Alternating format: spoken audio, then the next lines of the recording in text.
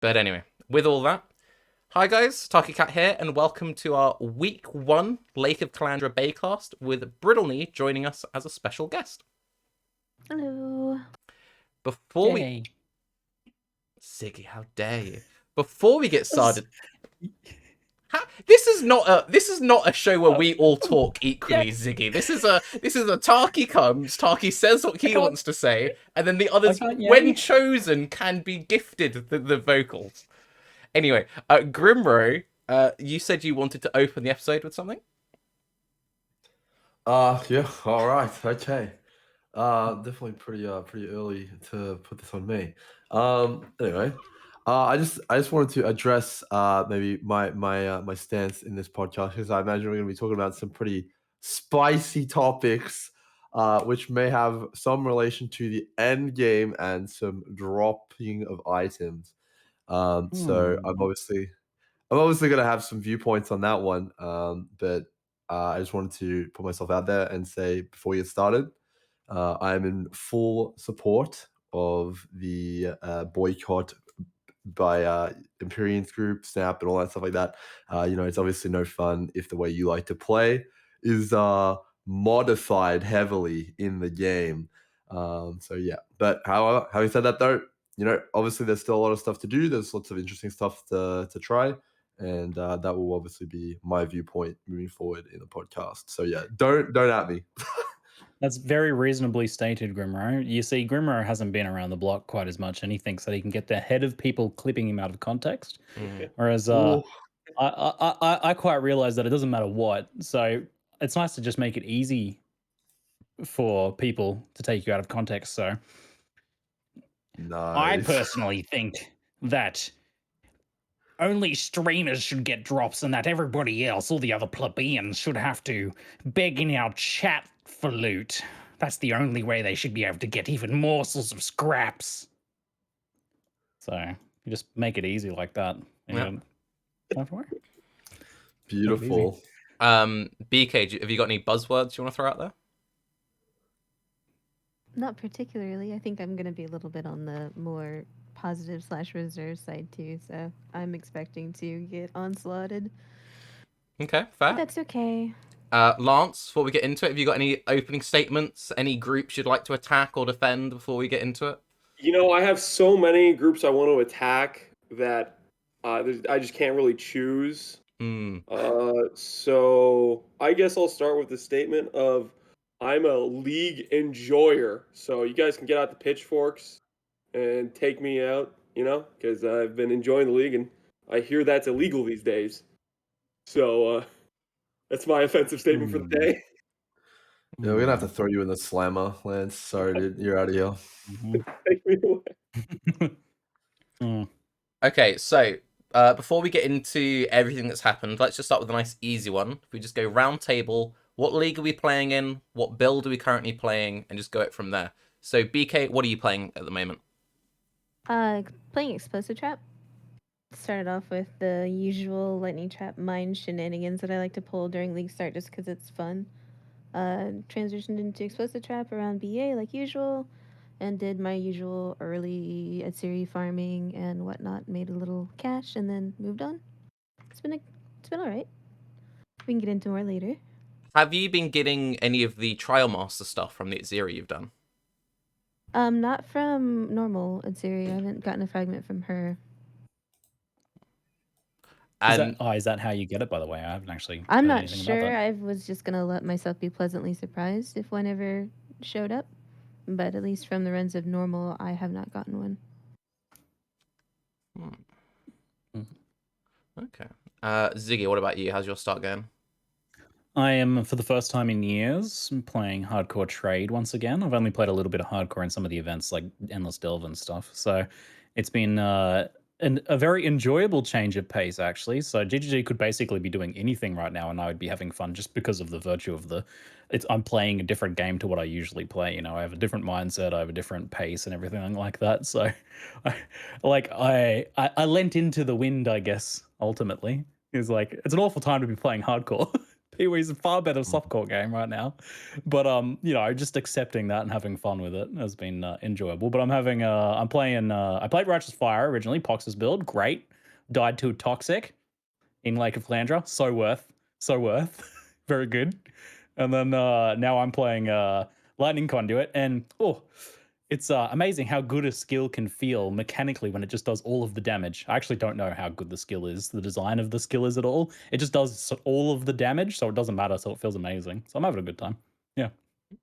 One-shotting everything with it. So wait, have you only just had that one death then? Yeah, I died once, but I'm not even like back up to end game on my current character. I died in like tier 7, and then I'm like just in Act 10 now on my character. So I'm so slow. I mean, I think if there's ever a league to go slowly, it's now while we wait for all the Archnemesis stuff to go through. So I think that's by the time I get back to maps, there's like gonna be like 3 or 4 patches worth of improvements to things. So it's getting better. Calculator, yeah. I died at a perfect time. What about you, Lance? I league started with Trickster Righteous Fire, did some self-curse shenanigans with it. That did okay. I came to the conclusion I could do Ubers probably with a bit more upgrades, but I didn't really want to min-max it too much, and I ultimately decided just a more classic setup with Energy Shield would be better than spending all this effort to get self-curse up. It's so much micromanagement to keep casting a curse every 10 seconds. And so now I'm working on my next character, which is going to be a Doriani's prototype Inquisitor. And I'm going to try to make Galvanic Field work. We'll see how that goes. How disappointed were you when you were playing Trickster and you realized that the node that says nothing can slow you below 108% of your action speed doesn't actually apply to everything? It only applies to a couple of things that affect action speed specifically. Not anything that slows movement speed doesn't actually work on. Yeah, well, I knew going into it that reduced movement speeds would still apply to me. And so, I mean, like tar zombies, for example, would still like suck. But aside from that, when I've gone into end game boss fights, like I did some Uber bosses, the Maven, Degens, the Chills, all the different stuff like that you'd get in those boss fights, you're still moving at full speed. And I think it's very feels good for those are fights where the speed really, really matters. Like the Elder Suck and stuff are things that classically kill me in those fights. And so I did enjoy that node for the most part. I mean, not getting slowed by movement speed. I think it's still a very strong node regardless of that. Actually, while we're on that, how did you find Heartstopper and practice after the changes to it? Heartstopper is one of those nodes where I can't really tell what it's saving me, what it's not. I think for the most part it's making an impact, but it's not something where I can specifically look at and say, okay, I survived because of Heartstopper. I don't really know, to be honest. I do still think people are kind of sleeping on that node. I think it has potential. What's the pendulum defense one? Yeah, it's just so much like passive mitigation. I know Palstron's currently doing Corsico ballistas on tricks, and he really rates it. I just think like on-off cycling pendulum defense just doesn't work. Like offense can work, that's sure. Like the Witch, I think, had at one point. But on the defensive side of things, that's so weird. I think if you think of it like a guard skill, just think about it that way. Just like it's like if you're someone who would ever put a guard skill on left click, then it's kind of like the same thing with Heartstopper. Yes, it would be better having it on exactly when you needed it, but just passively every now and again, just mitigating a bunch of damage is really strong. Strong, yeah, strong. But anyway, Grum, how's your league start going? Yeah, so I did the regular Corrupting Fever, as Lance very humorously pointed out in his video. But I guess more specifically, I league started doing the Lake of Kalandra mechanic, trying to make my fortune at that one. Oh no, that one didn't turn out so great. But yeah, it was an interesting time. We'll just say that one to say the least. So yeah. When I was playing it, like endish of day one, and I was just thinking back to you in the podcast, or in your pre-release video, being so excited about how much money Lake of Kalandra was going to make. Yeah, how much currency you're going to get from this? It's going to be bonkers, man. Hey, not only that, Ziggy, but also I think if you remember the last podcast, Grim and Lance told me how good Harvest Atlas nodes were going to be. Yo, we didn't know that they weren't going to drop any life force. I Can't knew. stop there. I looked at them and said they're gonna mess that up, and you're like, no, Tarke, it's gonna be so good. We're specking into it. We're trade league players. We know what we're doing. Okay, so on the topic of Harvest Life Force, so the reason that it's not worth doing is actually because one of the memories drops like infinite more and completely ruined the market. So if that didn't exist, I actually believe it would be pretty worthwhile to do Harvest. But in addition to that, for some reason it scales with item quantity. So you like have to go in there as like a magic finder. It's like, huh? That's kind of weird. And you also like have to do some weird pack size stuff and all sorts of stuff. So yeah, it's a little bit bizarre. Chris said, "Get your magic finder readies." It's for the harvest because there's a crossover in player base there. The harvest boys are definitely usually pro magic find gameplay. It just adds up perfectly. Yeah, it's a bit unusual from like I guess a normal farming strategy point of view though. Like yeah, it doesn't exactly fit. It's very skewed towards the people who want to abuse it. Okay, that's interesting. I want to circle back around to that. So to get it out of the way, I SSF League started Lightning Trap, really stepped out of my comfort zone with that one. Yeah.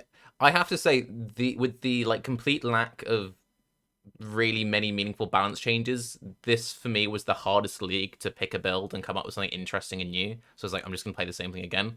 I'm now at a point where I've collected enough uniques that I'm gonna mess around and do some silly builds. I'm gonna do some like ballista bow builds and stuff, and some ghost wraith and quiz builds, which I'm quite looking forward to.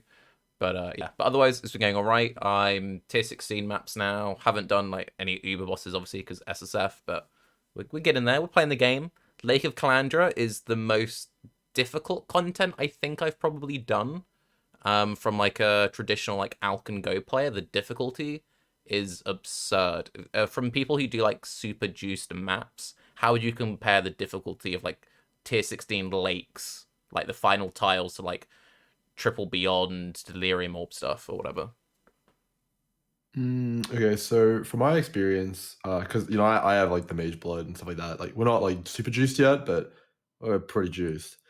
I would say that it's about on par with non-beyond 100% delirium difficulty. That's about where it's at around the 15 to 16 mark. So it's pretty difficult. Yeah. So what are we starting with? We're starting with Lake of Kalandra awards. We're starting about loot. Let's just do the loot. Let's get the loot out of the way. So much going on. Yeah. Okay. So like a good one. League starts. You're killing enemies. Enemies potentially dropping items. Who would like to open? All right, I'll go first. So just to preface, I am a mapping character, exclusively mapping, have pretty good knowledge of the game and play a lot. And I started out my experience. I went through the white maps, didn't notice anything. Honestly, it was like business as usual. I was doing like a Calandra, didn't run out of alchemy orbs or anything like that. Maybe it was because I was doing the lake. I don't know. Made my way into yellows and reds and got absolutely annihilated in reds, which was not a familiar experience. So I imagine that had something to do with Archnemesis. And I retreated to white maps and farmed essences using the map device and geared my character up using that strategy. And that was particularly fine. And then, came back the next day, got into reds, started blasting some legions. And hot take, I've been getting more rewards than any other league I've been blasting legions. So I don't know. As a solo player in Legion, it's been pretty damn good. That's a dangerous statement to make. Well, I have evidence. I got 9 divines yesterday in 6 hours on stream. So 3 were from Lake of Kalandra. You got 2 to 3 from ornate incubators, and the other ones were from just random drops. But well, this is what it is, man. I don't know what to tell you. That's just what happened. I will echo. So this is something I was saying earlier. From an SSF point of view, comparing like the drops I get now at this stage of the league, this stage of Atlas Aggression compared to last league, and this is after the most recent set of like loot change and everything, I'm definitely getting a lot more uniques. In terms of raw currency drops, I would say I'm down compared to Sentinel, obviously, because Sentinel just like rained everywhere. In terms of exalts and divines, I'm up because you get those specifically from like the Shakiri touch, Arakali touch, stuff like that. My map sustain is about the same. I showed my stash earlier. I am the proud owner of 111 alchemy orbs, 48 Varlorbs, and 120 chisel, I think it was. And I am using the currency. I am chiseling, I am alching, and I am varling my maps. Impressive. I know I'm a bit of a min-maxer, a bit of a juicer. But yeah, so from that point of view in SSF, I think the less you put into your maps, the less you'll be impacted.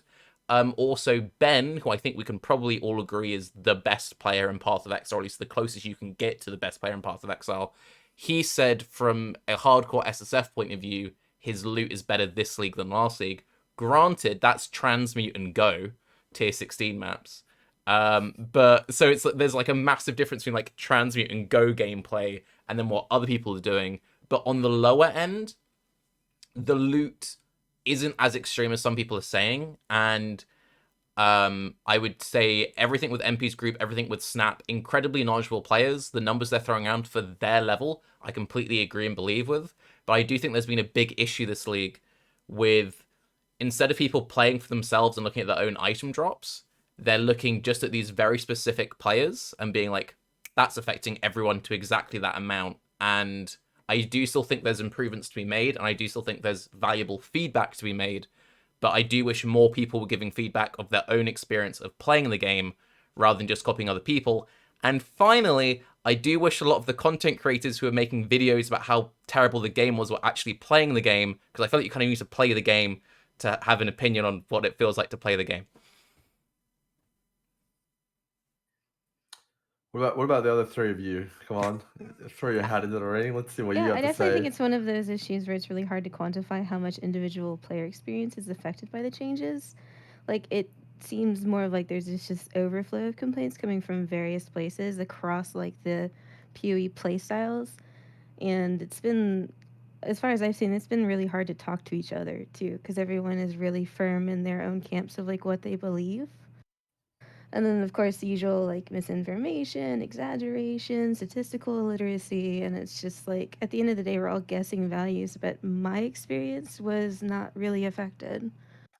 My league starts are usually about generating early Atziri drops, and I go for a ritual and expedition focused league start where I'm selling basically bulk contracts, blueprints, coins, logbooks, reroll currencies, and then my Atziri drops.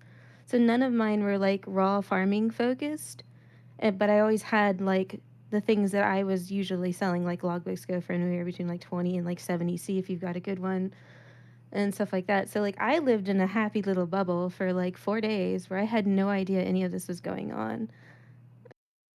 That sounds amazing.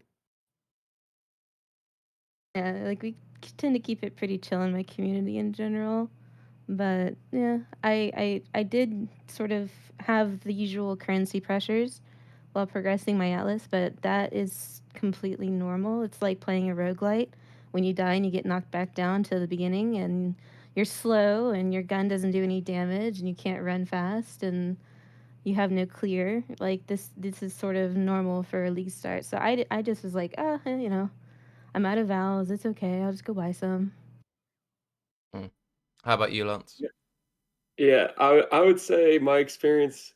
I mean, this is pretty similar to you guys because I do an out and go strategy generally. I don't usually go hard into any sort of juice. My typical play focus is I want to try all the different content. I want to try bosses, do a variety of stuff, not specifically min max to any focus.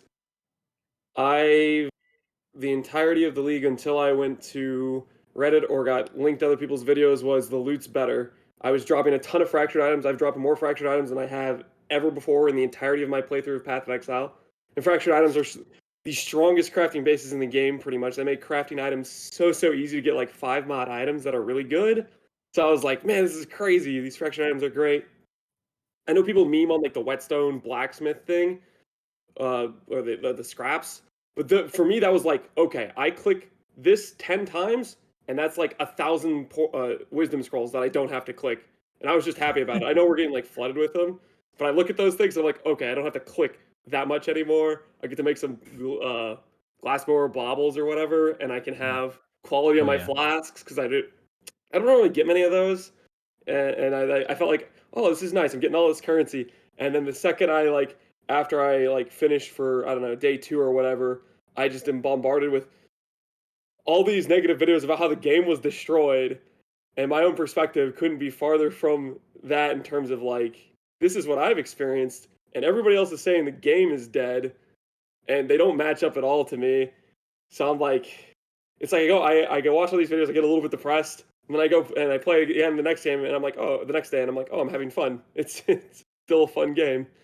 I don't understand the disparity, but So for me anyway, because saying from a loot point of view, I've been pretty much fine, and also echoing that point, just before this started, I showed off I've got a +1 arrow fractured bow and a 6 white socket spine bow, which I'm excited that's going to do some bow stuff later in the league.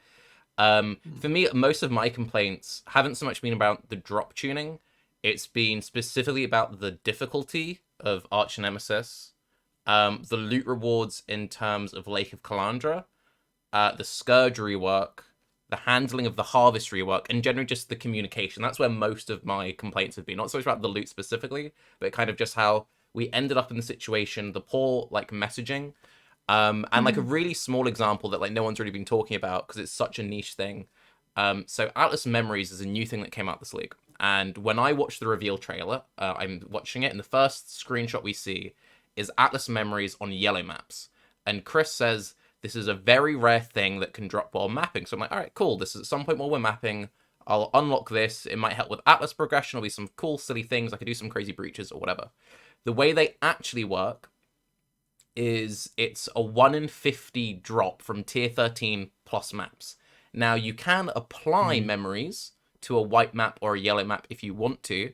So the fact that the first ever like reveal of this mechanic was on a yellow map isn't incorrect, because you can put it on a yellow map, but it's just like, why would you sell it like that if it's meant to be this like super endgame rare only thing?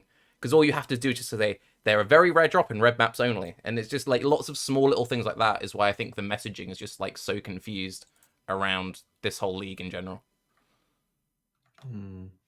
I'm just checking how many I have because I was gonna save them up and. Oh, do and them I've for had fun, 0, but- by the way. I haven't had any yet. Yeah, I've only had you guys keep one. going. I've had a grand total of 1.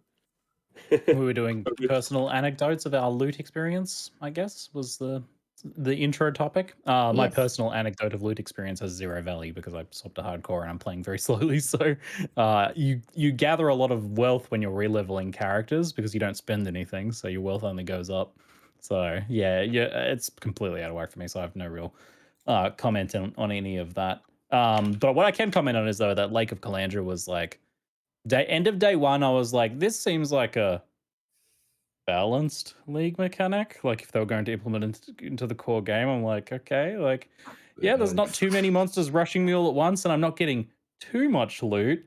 And then kind of like day 2, day 3, I was like, yeah, this is very underwhelming in terms of reward. I liked it really so that- early on. What did you get though? Because there was never like at the end of the day, I was like, yeah, I can't remember any drop that I got in any one of them. None of them were like, I didn't get anything that was So like I think particularly in exciting or memorable. Ledge, I got an essence one. I was like, oh, there's essences. And so I just would click on it each time. And then if I saw like, normal ones, I would just like launch the tablet and then continue moving. So I just fished for essences, and I had them from my wand crafts, and like even from like Act 2 on, I was like in all rares the whole time. It was really nice. Yeah, I did get a decent supply of like rare items and essences to make rare items for leveling. So I was decked out in rare items, but that's like the bottom of the bar for excitement for a new league. I think. I think they should always overpitch new leagues, especially if they're doing other stuff that could be a little controversial. They should really overpitch the new league so that it's a good fallback for people if they're having they're not enjoying other stuff. At least the league is sick. I'm getting tons of loot. Awesome. But it was really not very that.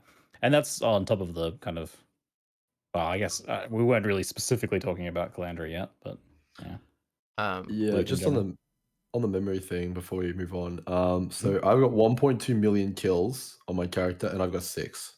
So they're very rare. They're way rarer than any Divine or Exalt. So yeah. Yeah, that's very, very rare. Damn. Sounds about right. See, that's a thing. They do often do stuff like that where they introduce this cool new system, and they're like, you might get it. And if you get it, it'll be really sick. But like, Like reliquary keys. yeah. I think the problem as well is like, okay, I haven't done any, just to preface this, like, so I'm just speculating here, and it's just what I've heard. There is a few of them which are more geared towards like maybe being a little bit more favorable if you have a group. So, it's probably that's kind of a situation where you would always just sell it.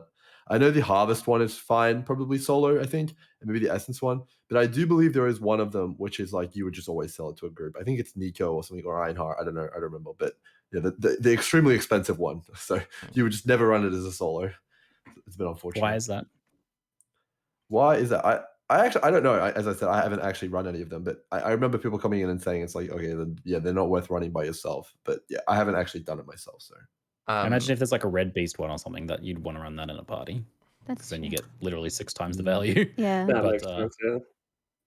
I don't know about other ones though.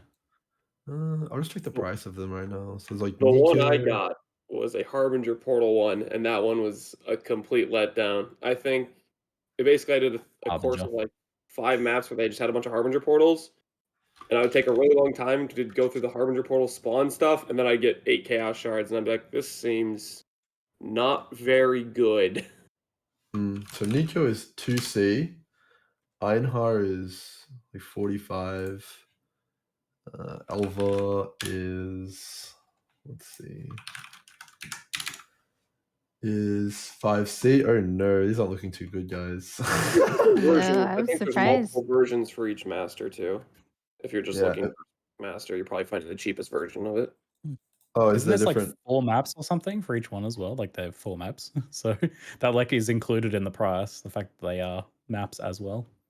Yeah, I think maybe it's You fine. select the map, and then Keurig will generate it for you to open it, and then it'll like be a chain of maps you get out of it.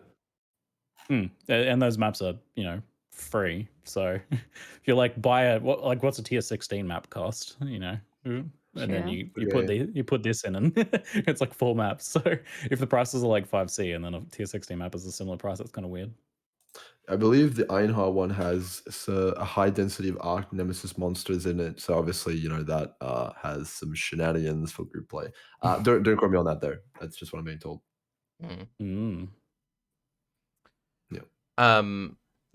Jump back to the Calandra thing because BK was talking about being excited for Calandra early, and Zig was like, "Why were you excited?" The thing which actually I think I might be most let down by Lake of Kalandra is I feel like it's just such a waste of Calandra.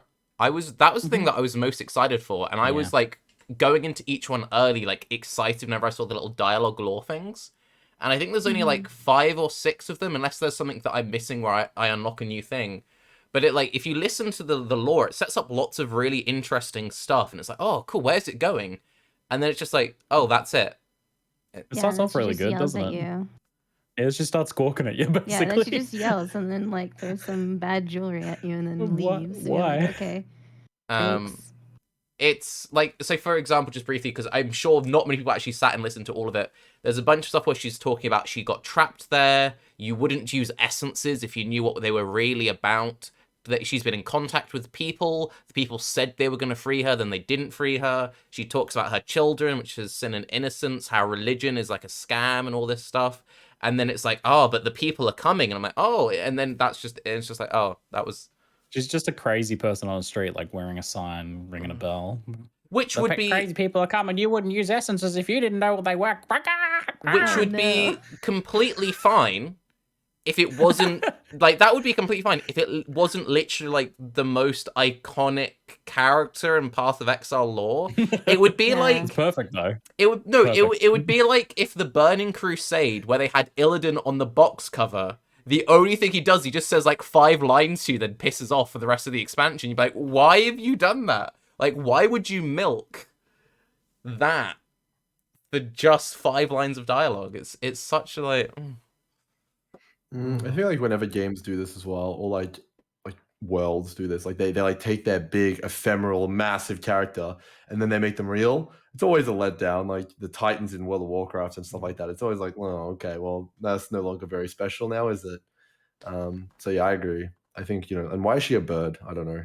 I mean, the bird thing, it's interesting you mentioned that he doesn't work with them anymore, but at last ExileCon, I had a long conversation with Nick, who used to be one of their main story guys, about how I had this exact problem with the introduction of Comb and Duresso with Act 4, and how, like, one of the things which was originally very cool about Path of Exile was the fact that all these uniques were named after people, and you kind of had to piece together your own idea. So it seems kind of weird that they had that first-hand experience, like, oh, we've kind of, like, tampered with our mythology a bit. Maybe because PoE 2, they, like, kind of a soft reset, they don't care that much. But it does feel incredibly strange just to be like, and Calandra. Especially when she's not even like a hideout NPC that you can interact with. Like, even in Scourge, we had what was the last one or something? I can't remember what her name was. But like, you could, even though she bared no weight on the mechanic after like appearing and like shoving this thing in your chest, like you could still talk to her and be like, yo, so what happened? Like, what's up? What's going on? What was it like where you're from? And then like we just have Calandra, which is what, 6 etchings and random squawking. And it's like, it would be so cool, especially when they like tease lore implications and all these other sort of things, to be able to learn more from her. I kind of feel like they might have planned more for her, but then all the content creating devs are currently busy with PoE 2. And it's felt like that for a while now, where like a lot of leagues, we're not really getting any new content in them. Like, we've got a tile set and like Calandra's physical visual design and some lines of dialogue from her, but no monsters or boss fights or anything like that. It's a mechanic league, not a new content league. Yeah. And I feel like we've been getting that a bit lately because, yeah, that's all the work's going into PoE 2. I understand, but it's kind of a bummer for the years leading up to PoE 2, though. I actually can confirm that. So one of the things that I did when I was trying to min-max the mechanic was they've got like all of the reflections on PoEDB, and you can like see them. And there's a whole bunch of reflections which are on there but are not acquirable in the game. So there was a bestiary one and an abyss one, which didn't make it apparently.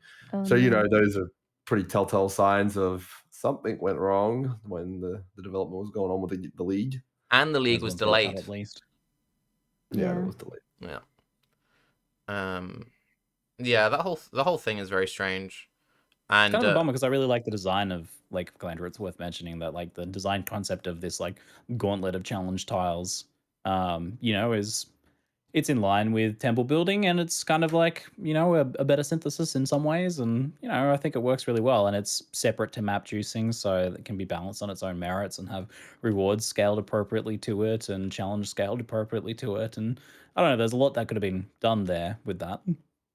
Hopefully they still will, Ziggy. Please don't say hopefully. Could have. I mean, like I would like to be optimistic and think so, but I don't really think we see a lot of new league content getting added beyond the first week these days, right? Probably just reward scaling at this point if it needs further. It definitely does. Yeah, it does. I'm not saying if. I'm just saying if they think it needs further. We all do. Before Grim goes heavy on the reward breakdown on that, can we just roundtable ask how many of the, I think they're called ethereal reflections, have you guys gotten? Because I've gotten 0. Grim's got 1. Great sign. Because that's another thing which I find so strange about this league off the back of Sentinel League. So in Sentinel League, we had recombobulators could make the most broken things in existence. This league, they're like, okay, you can maybe double the stats on your ring, but it can't be influenced, can't be fractured, can't be any of this, that, and the other. And they've made it this rare. Like, that seems so strange with the insane amount of items you could make last league to then lose all of that. And then this, like, I've gotten a really nice ring from a Mist Reflection. It's 172 life, 43 all res. Pretty nice ring. But it's like, why did you make that so rare compared to, like, the Recombob stuff? I don't know, what's everyone's experience been? Yeah, I found 0. I have found 0, but I've bought like 12 of them.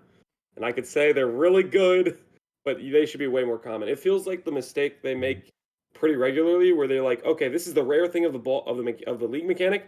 Let's make it super rare. Like Delve bosses in Delve League, Abyss bosses in Abyss League, Ultimatum boss in Ultimatum League. Like, you can go down the list of every single league, and they have the rare thing, and it just feels like it doesn't really exist for most people. because I have gotten 0 and I've done the mechanic every single map I've done. It's so astronomically incredibly rare. Like, I mean, you guys heard the kill count earlier. I have done lakes the entire time. I have never missed a lake. Every single map I do it, and yeah, once. Are you kidding me? That's a bummer. Obviously I haven't played enough anyway to even worry about that. But I'm big in favor of very powerful and accessible and usable by everyone frequently crafting systems in leagues. So it is disappointing that it is rare, and that even we're not getting spammed with the other one either, like the Right. one where it just generates an item for you. Like, why is there only like one every other run instead of it being like multiple per run? Oh, I wanted to ask that. This could just be confirmation bias. At the start of the league, I was getting multiple in nearly every run that I did. Like, Can you? Yeah, I've only you ever seen can. one. No, I was getting like 2 to 3 very often. Well, I have two spawn next to each other sometimes. Sorry to interrupt. Yeah. But since That's the weird. first patch they did, where they said they've made them more likely, I've only ever had one. I've never had more than one since the patch where they made them more likely, which seems very strange to me. Maybe they fixed that then. They fixed it by making it more likely that you only get one. I don't know. What's your findings been on that, Grim? Because you've done more of this than anyone. Oh, BrittleKnee, what did you want to say? Oh, sorry. Oh no, I was just saying. Oh no, I can talk. Oh no, okay. Oh no. Well, I noticed because I did do that swap to tier 1 maps to like kind of like farm up some stuff. I did notice that I was getting significantly less of the reflecting jewelry in tier 1 maps, and when I swapped back to T16s, I would get the double reflect very frequently actually. And I would say on average, I probably average 1.5 reflection things per lake. So I'm getting a piece of jewelry every time, if not 2. Sometimes rarely 3, but never 0. So I think it just scales with tiers, and obviously the more tiles that you have, because as you go up to T16s, you get a bigger board. The more you'll have available to you.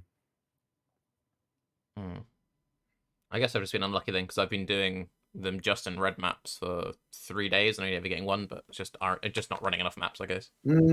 There could be another reason. So obviously the mechanic is underwhelming in the rewards. However, there is actually a way to make it significantly more rewarding, and that is using the manipulation tiles. You can have refresh, skip, and exile. Those 3. And if you're doing the mechanic without those, oh man, is it bad. But with them, it's actually usable, even by my standards. Like I would consider taking my time, stopping the mapping and doing them with as long as you can do them, because they're pretty hard. But yeah, that would be my assessment. So if you need to unlock those and go through all that pain, but once you do have them, it's quite good, and that could be an attributing factor to me getting more. I unlocked all of those on like day 2, so I've been doing it fully. Whatever. That's also. Did they ever actually mention like how that whole system worked? Because I found that I unlocked the first one just by playing it. I'm like, oh, I've got this thing now, cool. And then it took me, I think, probably till day 2 for me to even realize how you unlock them, and then I made a point to just unlock them all that day. But I can imagine the people who just never noticed how that stuff worked. It was on For the mouse record, over. you can mouse over them. Yeah. If you mouse over each one, it's like find this reflection at this distance, and then go do it, and then you get it. Yeah, You gotta do like Legion at tier 10 or something like that, and Right. whatnot. I think the number one issue that people have been having though is for some reason before you unlock the first like token of it, it actually doesn't tell you anything. So you have to like guess about like what the first thing you need to do is to unlock the exile or whatever, right? But after you unlock the first one, then it tells you. So it's like, yeah, it's quite unfortunate. But after you unlock the first one, yes, you can just hover over it and it'll tell you. But yeah, doing the mechanic without it, complete waste of time. Doing it with it though, you'll notice that if you block the most common tiles, which are the flame, frost, lightning, or physical, like 3 of those, you're pretty much guaranteed to get a good tile or a usable tile every single time you encounter the lake.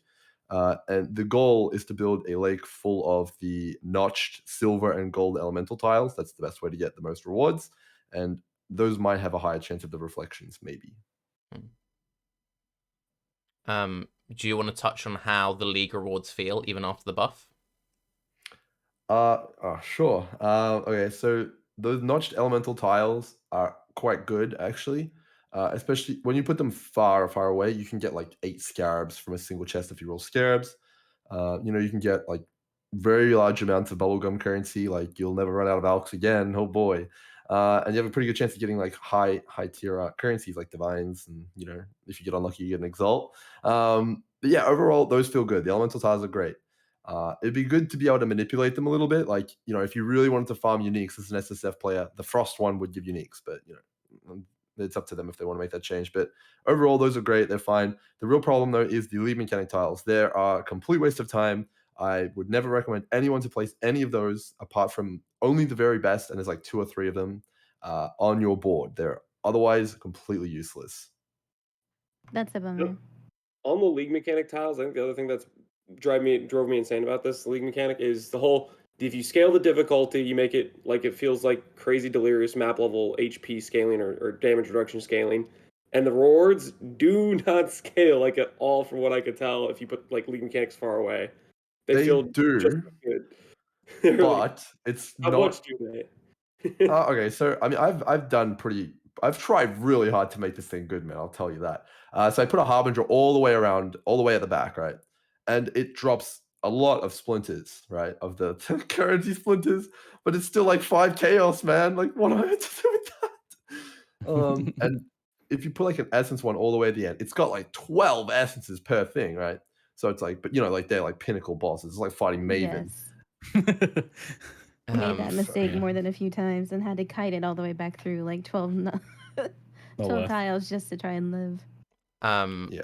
I had the joy of trying to do a distance 12 silver breach as I was like just getting into reds, and I'm like, oh, this will be good. Like my build's got good clear, and I was just like instantly swarmed. I'm like, no, that was like so insanely difficult, and it's like that's what I was saying earlier. Like for the amount of difficulty there is to the reward is so off. Yeah. It really is. Yeah. But yeah, I can wholeheartedly say I'm currently playing a character that has like 450% movement speed with insane single target, and I think blasting Lakes of Kalandra, just having the notch tiles on there, is going to be pretty good. I can see it being pretty rewarding, but yeah, the league mechanics complete write-off. Also, the jewelry, like you can get like a 3-mod ring. Why is that possible? It sucks. It should always be 6 mod to get anything usable, I think. Oh, for the random generated stuff?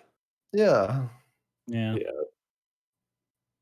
I will say, from an SSF point of view, I think I get more usable rings the less mods I have on them, because you're less likely to get screwed by downsides. Right. Because yeah, all the ones that I've got where I'm like, I could actually fit that into a build, it's stuff like minus ES, well, that doesn't matter if it's a build that doesn't use ES, or like minus mana. So my current ring with the 170 life, 43 all res, it has minus something obnoxious like 180 mana and then 20 life degen. So that's super easy to work around. Whereas I nearly got an insane amulet yesterday with doubled energy shield, double multi, double resistances, minus 110 strength. And I'm like, well, I'm not going to have to fit that into anything, because I mean, if you tried really hard, you could maybe make that work. But yeah, it's just like, oof. So are people still getting all positive or negative jewelry, or was that a bug early on that got fixed or something? Because I did get one of those. I've Well, not it had was an all trash. positive. You guys haven't seen... Mine's always been a mixed bag, positive and negative, never one or the other. You haven't had any all pos or negs? Mm-mm. Oh, wow, okay. I have maybe they're either a bug rare, or it's an extremely rare scenario.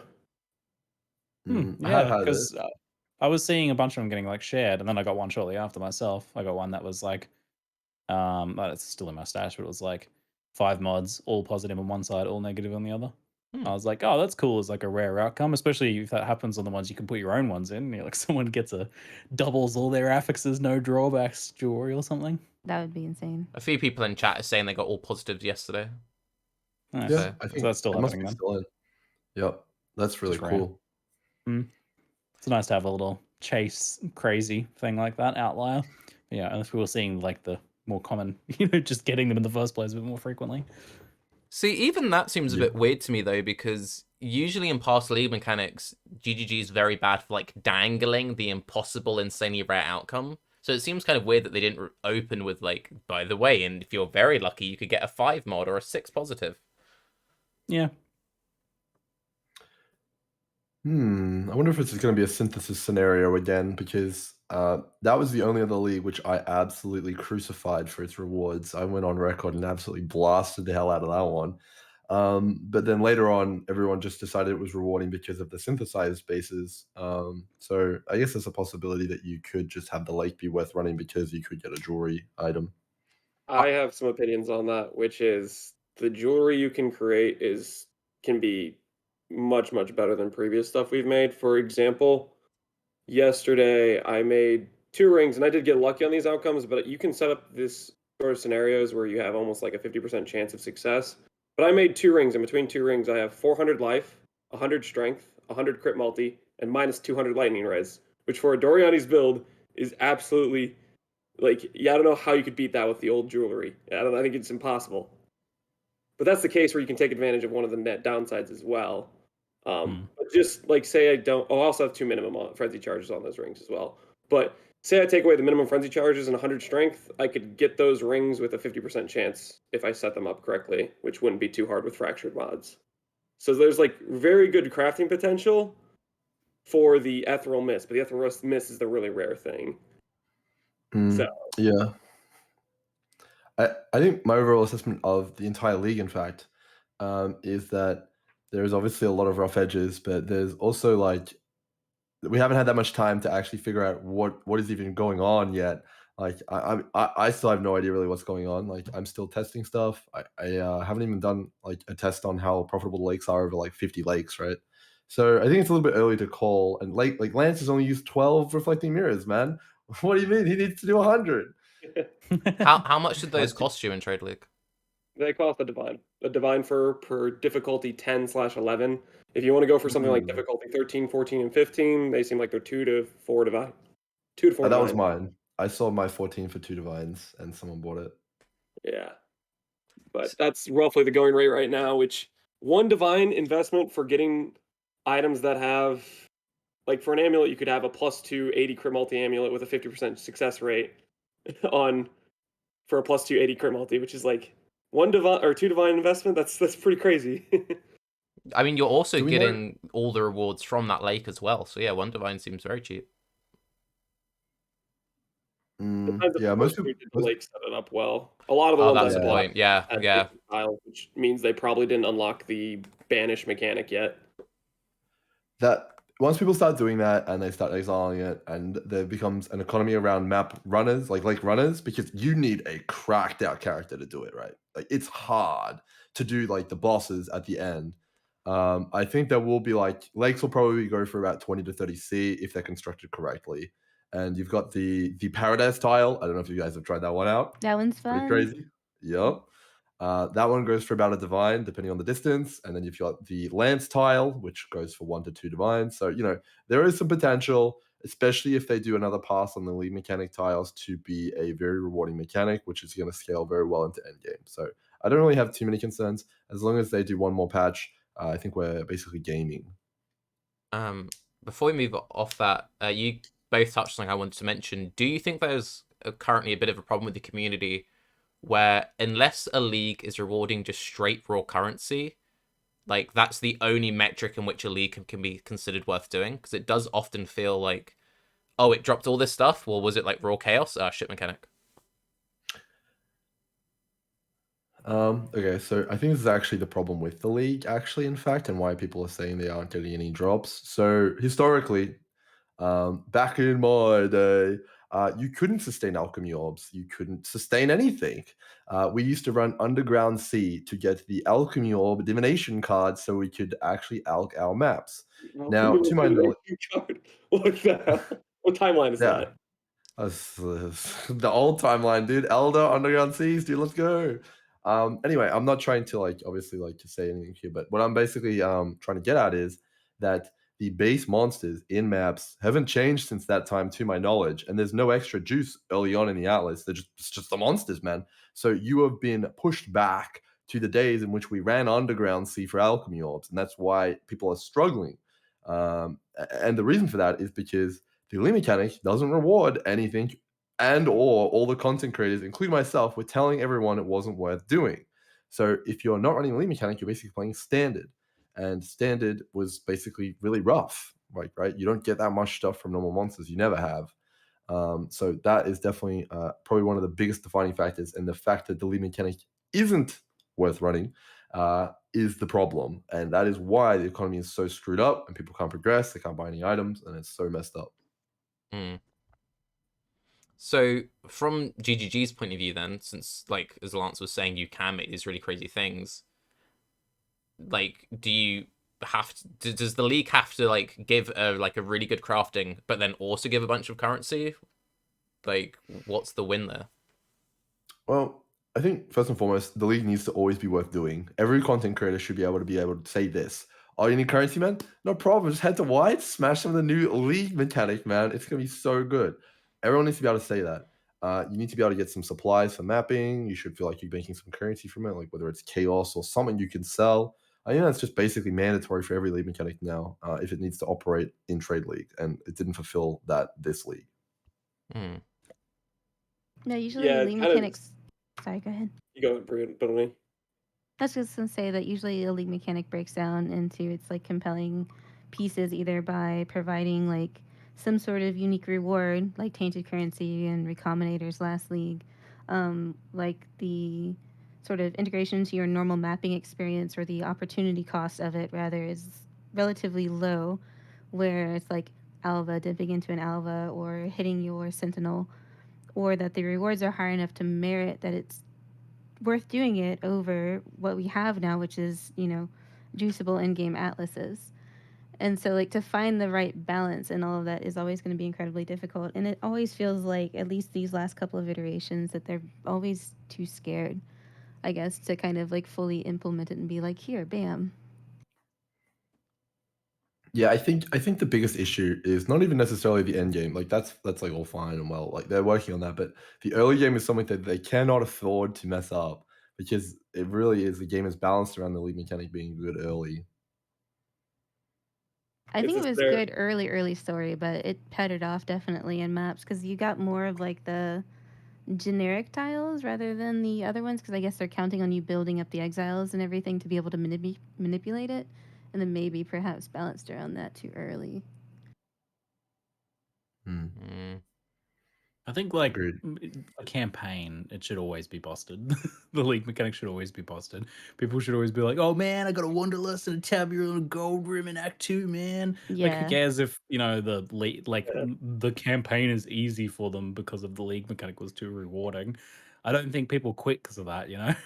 People certainly don't riot because of that. It's not really going to complain about that. It's not going to make people overpowered. It just means they're going to have a nice time, or at least They're just going to be excited, and they're going to get to maps and get ready to get blasted and get stuck into the meat of the game.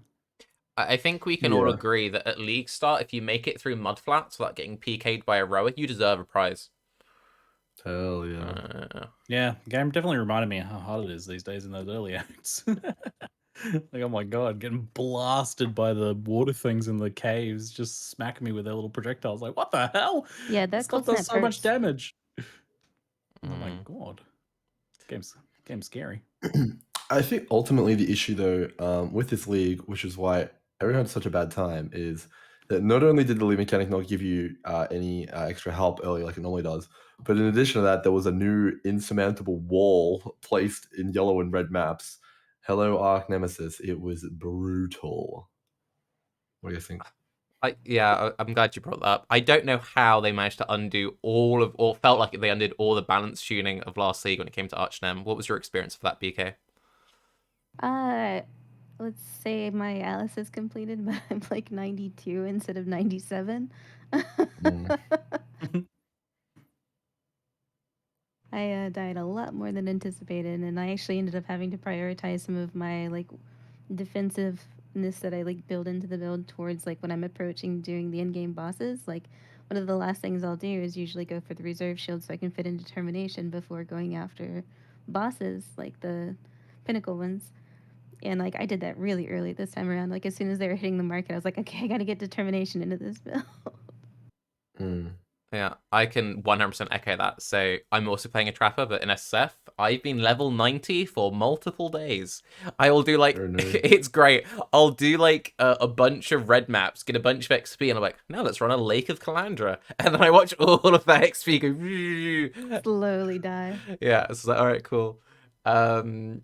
What I should really be doing is just like make sure I level up, I save up my lakes, and then once I've leveled up, I then run my lakes. But it's like, I think the game's kind of whack when it's that rippy, but again, the rewards aren't that crazy. The shield charge, you get that shield charge Exile on like a tier Mean. 13 Mean. plus. Ooh. That guy. It's like that in Delve too, past like 600 or 1000 back in the day. If you had the node with all of the rogue exiles, that shield charge guy was the one that would F you up.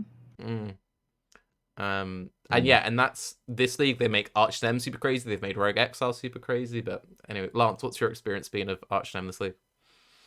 My experience was,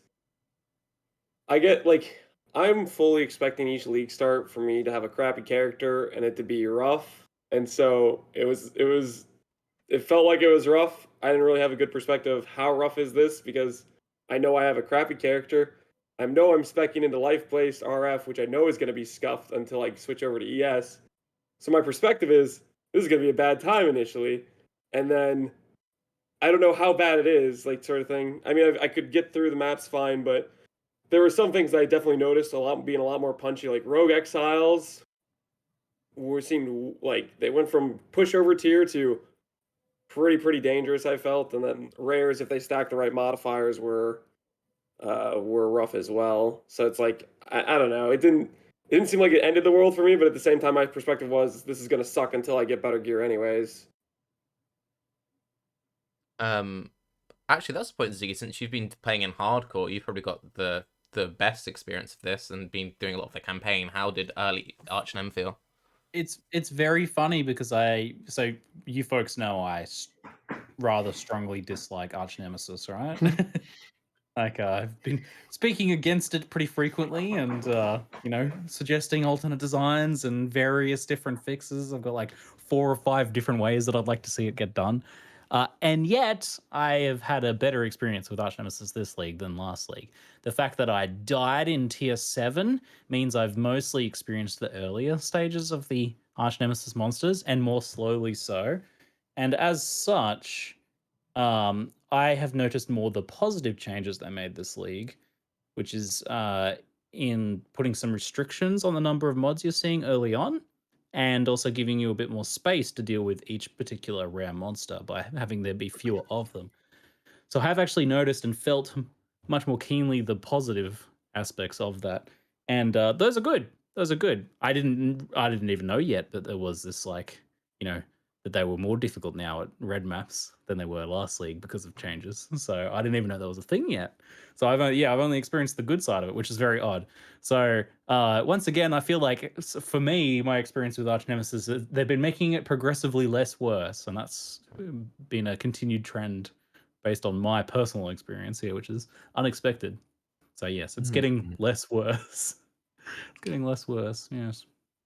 I guess just to I'm just curious. So just to round out this conversation, obviously we've seen some pretty unfortunate numbers of players being dissatisfied with the early game. So my question for you guys is: do you think it's warranted, and what parts of it do you think mainly attributed to the mass exodus of Lake of Kalandra? So my opinion is it's warranted. Unrewarding league mechanic, insane difficulty.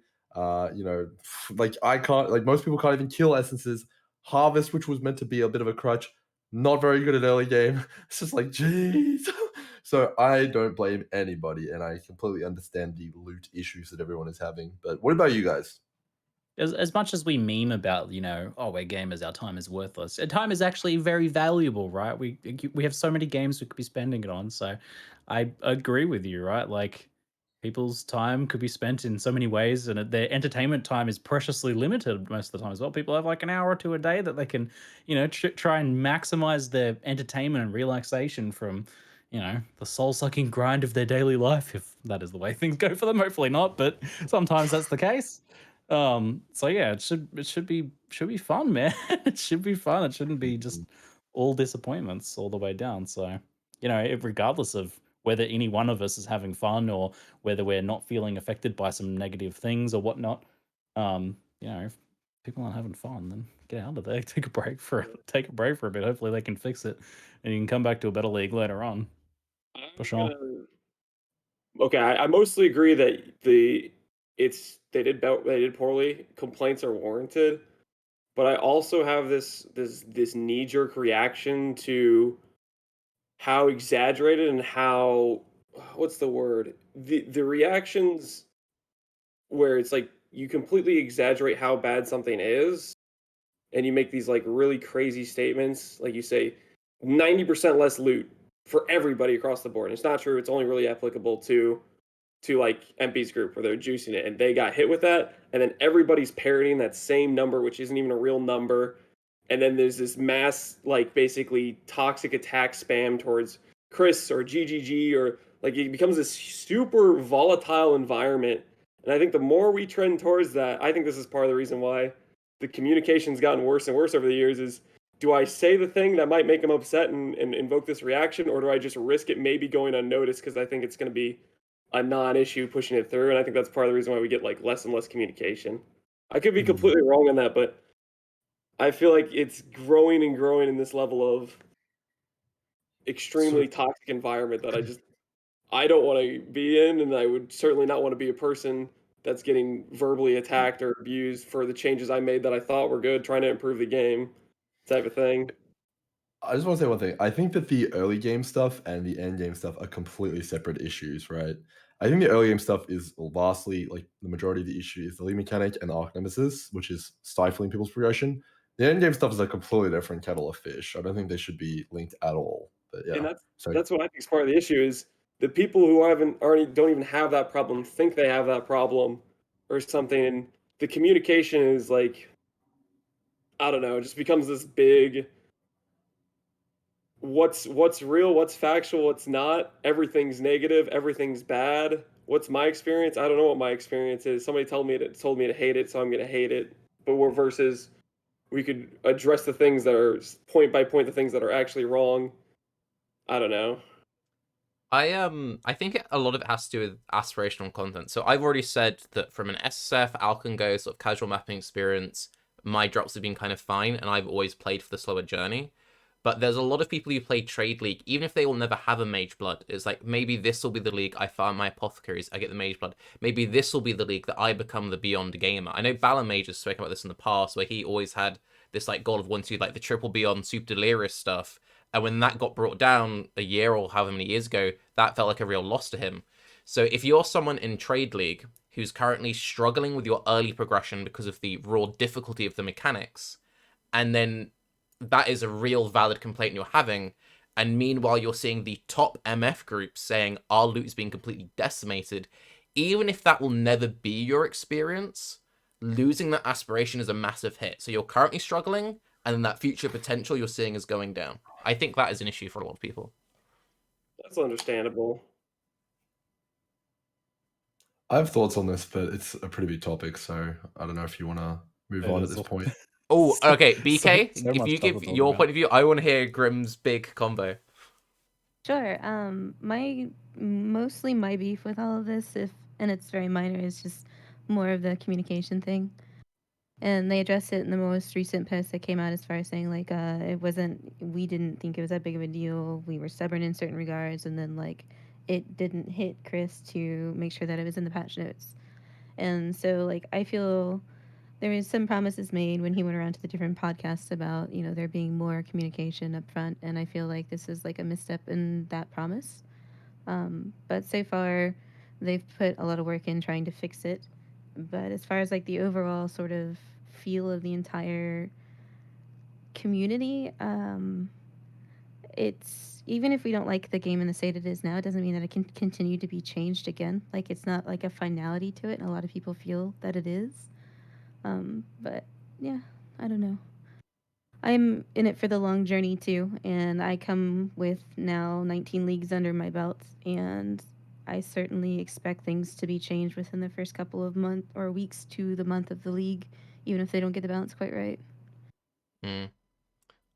Before you dive into it, Grim, also to echo something that Lance said because I do think there are very valid complaints, but in terms of like where the community's at right now, I think the best example to gauge like how hostile things are, because people constantly ask me, oh, Tarke, you're going to interview Chris this league. If Chris offered me an interview right now, I would turn it down. And I've never been in that position before. The last thing I would do right now is like, you know what I really want? The entire player base like gunning for me and going on how this interview goes. There would be no way in hell I would accept an interview with GGG right now.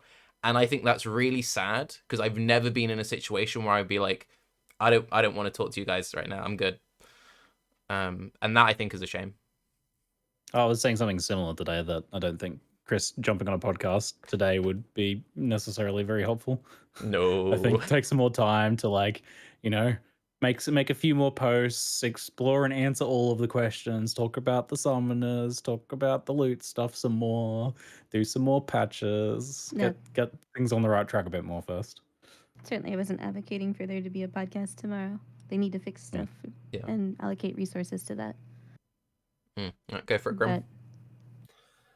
All right. So I just want to reiterate my position, completely in support of Empyrean and Snap, and their way of playing has been taken away, which is very unfortunate. Not a fan of that because those guys had a blast. They were a pillar of the community. Really enjoyed their streams and their videos. So not happy about that.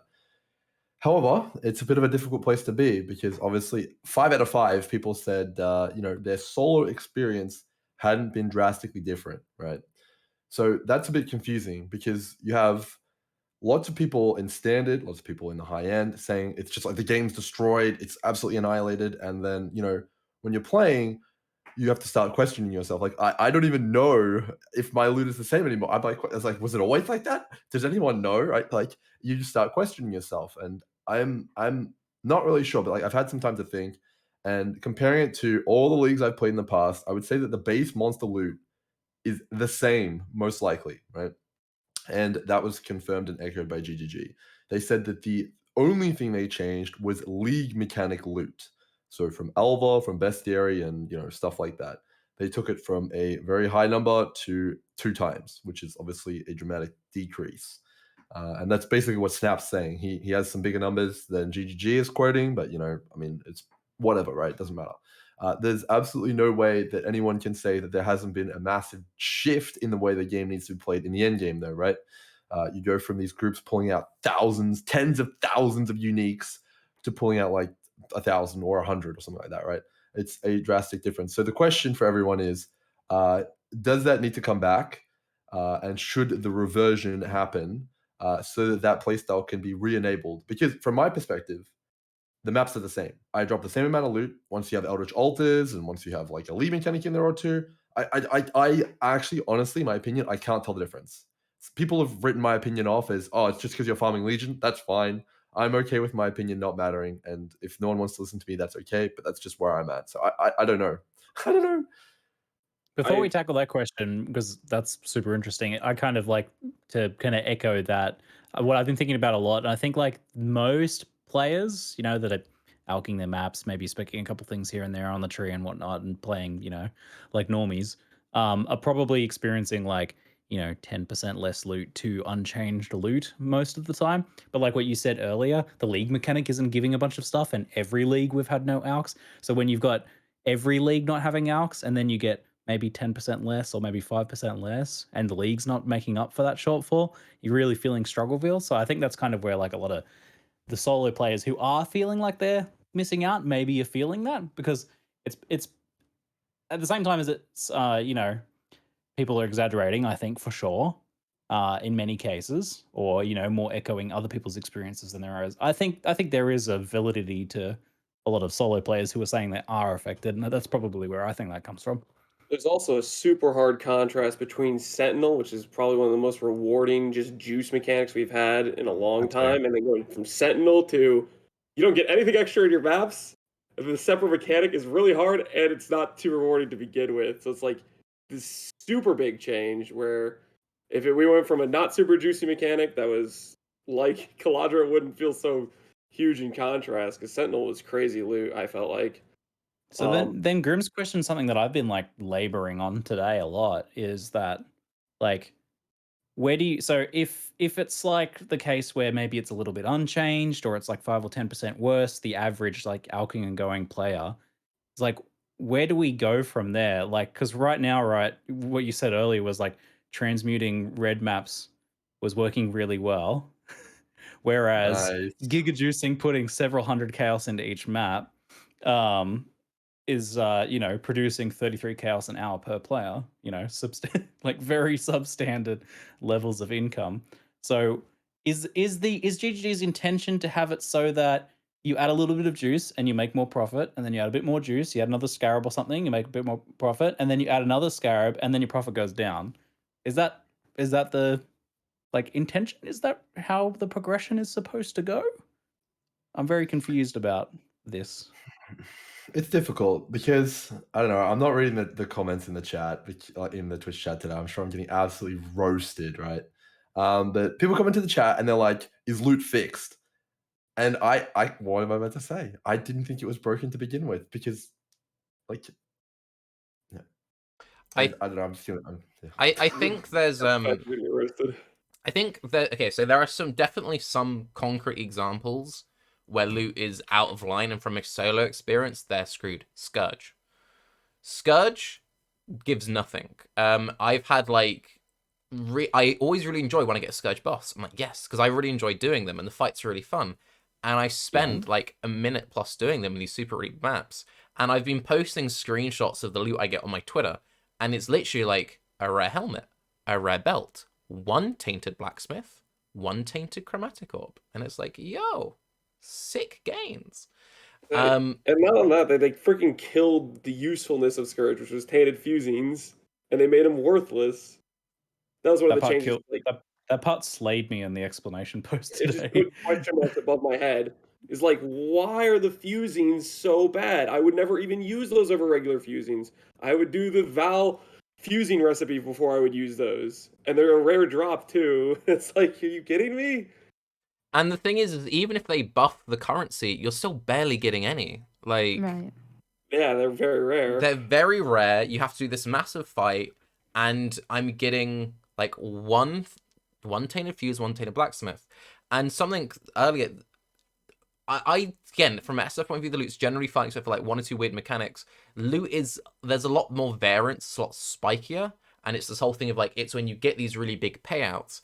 And I think there's a problem fundamentally with the game, and Chris even said this in his post, like, hey, there are some groups now, they've worked out the new system, they're getting 50 divine orbs from one monster. One monster should never fucking drop 50 divine orbs. And it feels particularly stupid that there are strategies where people are doing all this stuff to cheese these bosses. They're farming belfries, they're farming lava lakes, they're spamming mechanics to put in as many rares into the map. It's what I've started doing SSF. Multi-boss maps which spawn loads of rares, great. But it's like, that's giving you 50 divines. But in a case where I fought this specific boss, and the only thing this boss does is give tainted currency, it drops one tainted blacksmith. Yeah, I mean, Beyond is basically not even a mechanic anymore. It basically got deleted, right? And Scourge is not usable. It's got incredibly overtuned monsters. They're ridiculous, and the tainted currency isn't worth using, and it doesn't even drop any of it, right? So it's just it's not a thing. That's an example of undertuned reward, overtuned damage and defense. Similar to like Lake of Kalandra, how it started out. I want to go back to what Grimro was saying, but yeah, I think the difficulty of this patch is the highest we've ever had it, and even if loot is actually fundamentally okay, I think not enough attention is given to the fact that this league is just so amazingly difficult, and people are bored of playing the same builds. They have to play the same builds they've been playing since like 3.15. I will say that because there are people who are now making a lot of money doing the like loot goblin strats, people are calling it now, where they're cheesing certain systems and farming it. And it does definitely feel like, GG did this massive shake up to the 6-man party meta. You can still make money doing 6-man party stuff. It's just you're having to play the game very differently now. And maybe it's a situation of the strategies haven't caught up yet. And I'm not saying that this loot goblin stuff is good. Like, I'm not saying that that's a good thing. And yeah, I don't know. So yeah, on this topic, right? So my takeaway from the post today was that it was very intended that the 6-man party juicing stuff was very, very nerfed. to exactly what state they wanted to bring that, whether they wanted to bring it to that 33 chaos an hour rate where it's substantially worse than doing, chaos vendor recipes or something. I don't know. I would love to hear from them a bit more information about where they want that to land, because that's difficult content that required a party to work in a synergized fashion to gear up for and to work together on to try and exploit and min-max as much as possible. So maybe it's fully intended that becomes garbage and is trying to be dissuaded. Then in that same post, though, it's talking about how it's a positive thing then that has effectively been replaced by the one monster in every X amount of maps who is dropping a stack of 10 divines or substantially more than that, and that is being done, and that gameplay that was previously parties building a synergistic party with fully min-max stuff to people using exploits to find out what monsters are in maps before they go into the map so that they can pop a loot goblin. Do we actually know what the deal is? Because there's all this conversation about this third-party program people are using that it scans your maps and it tells you like what Archnem things are on there. There was a Reddit post about it. Chris made a reply saying as far as they know, it doesn't work. Some people saying no, it does work. The info you have is wrong. Does that actually work? Yes or no? Does anyone know? And if that is the case and it is against TOS, then yeah, they should ban that stuff. I hear very mixed reports. A lot of like some decent like players who you would think would know what is going on say that it's been possible to be used for Red Beast for a very long time, and that it's now just being applied to this new system, and that it's something to do with like the way like assets are preloaded for maps, which has been exploitable in some fashion. But then other people saying, it doesn't work. I don't know what the deal is with that. Some people saying it's been fixed today, which implies it does work. So it's a bit all over the place. Fixed is when something gets killed. Ziggy, you got it backwards. Fixed means removed from the game. I saw your adjusted equals dead. Fixed, gone. Come on. I saw your face twitching, Grim. So go on. Oh, do I want to say anything else? I don't know. Grim, right now you need to kill all of your friends. You need to get all of their accounts permanently banned. Give us the info. I mean, all I'll say is I'm almost certain that it works. I'm almost certain that it works because how would Red Beast farming from these individuals exist without it, right? So I'm pretty sure it's absolutely working still, and there's no reason you wouldn't be able to use it for the activities that they are using it for now. I have strong reason to believe that the exploits have been functioning, yes, also. It just turns it into D3 laddering, where all you did was go in, fish for the mob type and tile patterns you wanted, and then leave, open up a new Greater Rift. Like, that's all it was. Like, in-game D3 was just fishing for the right combination of stuff. That's so boring. So is that the like goal to replace then the six-man juicing parties with this instead? Obliterating an entire archetype that's existed forever in PoE as like a activity you can do to turn it into rift fishing. It's so that's a big question mark, and I definitely want to hear ZiggyD expand on that stuff a lot. There's a few question marks that came out of today's post in that regard. The Beyond one slayed me similarly as well, where it's like, we intentionally substantially took away the extreme juice potential of Beyond, but it has a dedicated reward now, tainted currency items, and then no comment on the fact that tainted currency items got dumpstered. Yeah. So some head scratches for sure, unfortunately, in today's post. Some some nice words, but some head scratches. To reply to that, Ziggy, I've had a few people go at me for this, because when I say this, I don't actually say this as an insult to GGG. I think a lot of stuff has been attributed to malice, which is literally just incompetence. And I mean that in the nicest way when I say that. A good example of that post is when I read it, it seemed like Chris wasn't a fan of what was happening in Sentinel, where people would go into the league, pop their Sentinels, do the one mechanic, and leave. And we don't want that. We don't want a situation where people are doing Iceberg, just pop a Legion and leaving. We want players to run the entire map. So okay, well, if we redistribute the loot into the actual enemies and Archnemesis, then in theory, people have to actually run the content. But they didn't actually think of the long-term consequence, which is now you're just going to fish. I am inclined to believe that also this whole thing is an accident, and that Chris kind of just threw in that line about the 50 divines without really thinking about it too much. And as soon as I read that, I said, "Oh, you Oh should not have included no. that line." Yeah, that's I like said oh people are Chris, immediately going to say, no. and then I read in chat, literally someone wrote it, and then I went on Reddit after at the end of my stream, and someone, it was a top comment. I'm like, oh, And the you thing should is, know to put that there. but the thing is like Oh, there no. have been screenshots circling, like people have seen it. It's something that does actually exist, and it very much just kind of shows we are in this holding pattern. We've been in this holding pattern where like a vast majority of the talents work on Path of Exile 2. We've got a much smaller team work on Path of Exile 1. It's not a testing issue. It's like a management issue. There's clearly not enough communication. They say themselves that why this happened was a failure of internal communication, which led to a failure in communication of the like player base directly.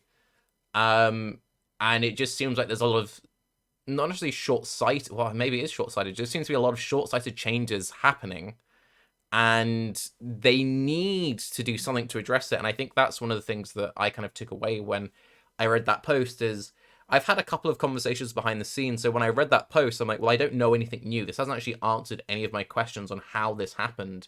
And reading this, I don't really see anything that's going to stop this from happening again. So that I think is probably my main issue with the post that we had today is, well, I do think that stuff is being blown out of proportion. I do think the player base is being particularly vitriolic in certain elements. I haven't really had any faith restored from Chris being like, I fucked up, I should have read it.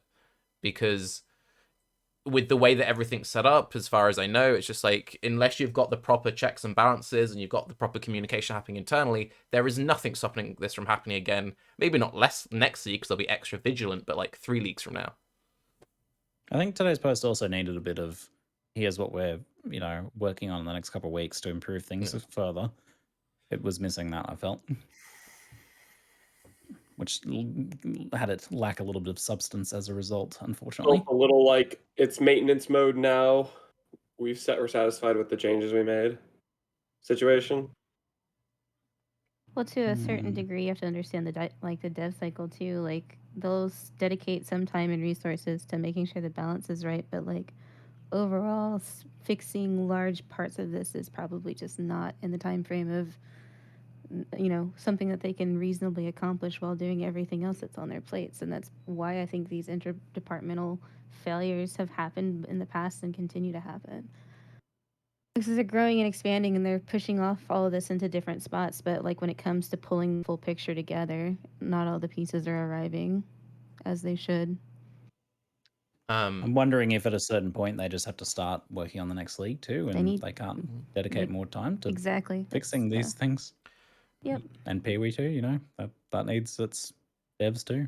And that's what's the biggest thing that makes me sad about Archnemesis, because like I feel like it's one of those things that every single, the 2 iterations of leagues that we've had it so far is they've tried to introduce it. It needs a lot more work. They do some numerical adjustments or otherwise sort of like balance changes, but like what it needs is an actual like mechanical rework from the ground up using the modifiers, but how it's distributed through the game, the power that it's scaled through the game from, like if red maps are 100, then it needs to be tiered down all the way down to like 20% starting in Act 1 or Part 1 of the story, and then go up, because there's like so much opportunity for like proper scaffolding to smooth the difficulty curve, to smooth the player experience, to like help the players and particularly new players learn the game.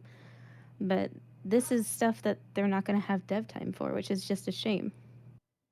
Because Archnemesis could be good. It could solve all of the problems that it was set out to do as far as like mod clarity and interesting fights and all these other sorts of things, but they're just never going to get there.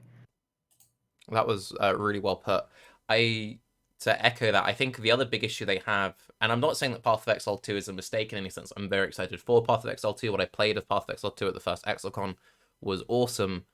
But I do think there's a real big issue that GGG already has, like, ignoring PoE2.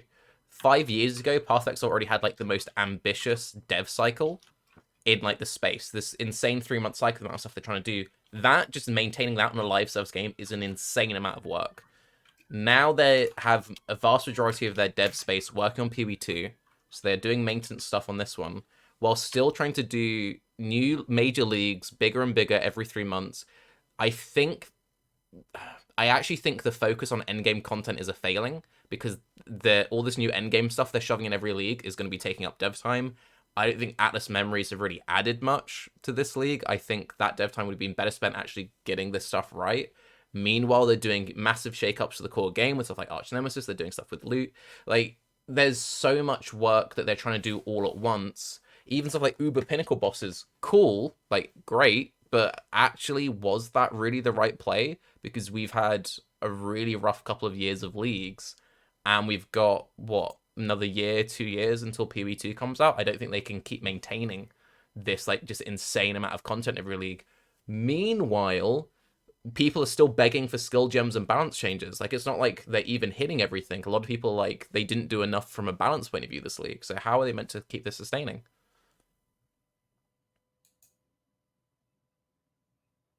Are you ever going to be able to make everybody happy, though? Like, what if you don't do Uber bosses, and the people who do boss content's a complete joke if you don't have Uber bosses? Like, right now, I feel for the high-end players who like doing bosses, Uber bosses gave them something more challenging to go for. So I feel like that's still a positive thing for them. I don't think that's like a negative thing. But then I guess it does. Yeah, it takes away dev time from doing other things, so other people are unhappy. I sympathize with it being a really difficult job because there's so many things they've done right in the past, and the second you mess up any one of those things, we've been so used to stuff going well in a lot of ways, it feels really bad. By contrast, I don't know. I sympathize with it being a really hard job to do. 100%. But that's what I'm saying, though, is because they keep pushing the end game, they're not catering to everyone. They're only catering to a very small percentage of players.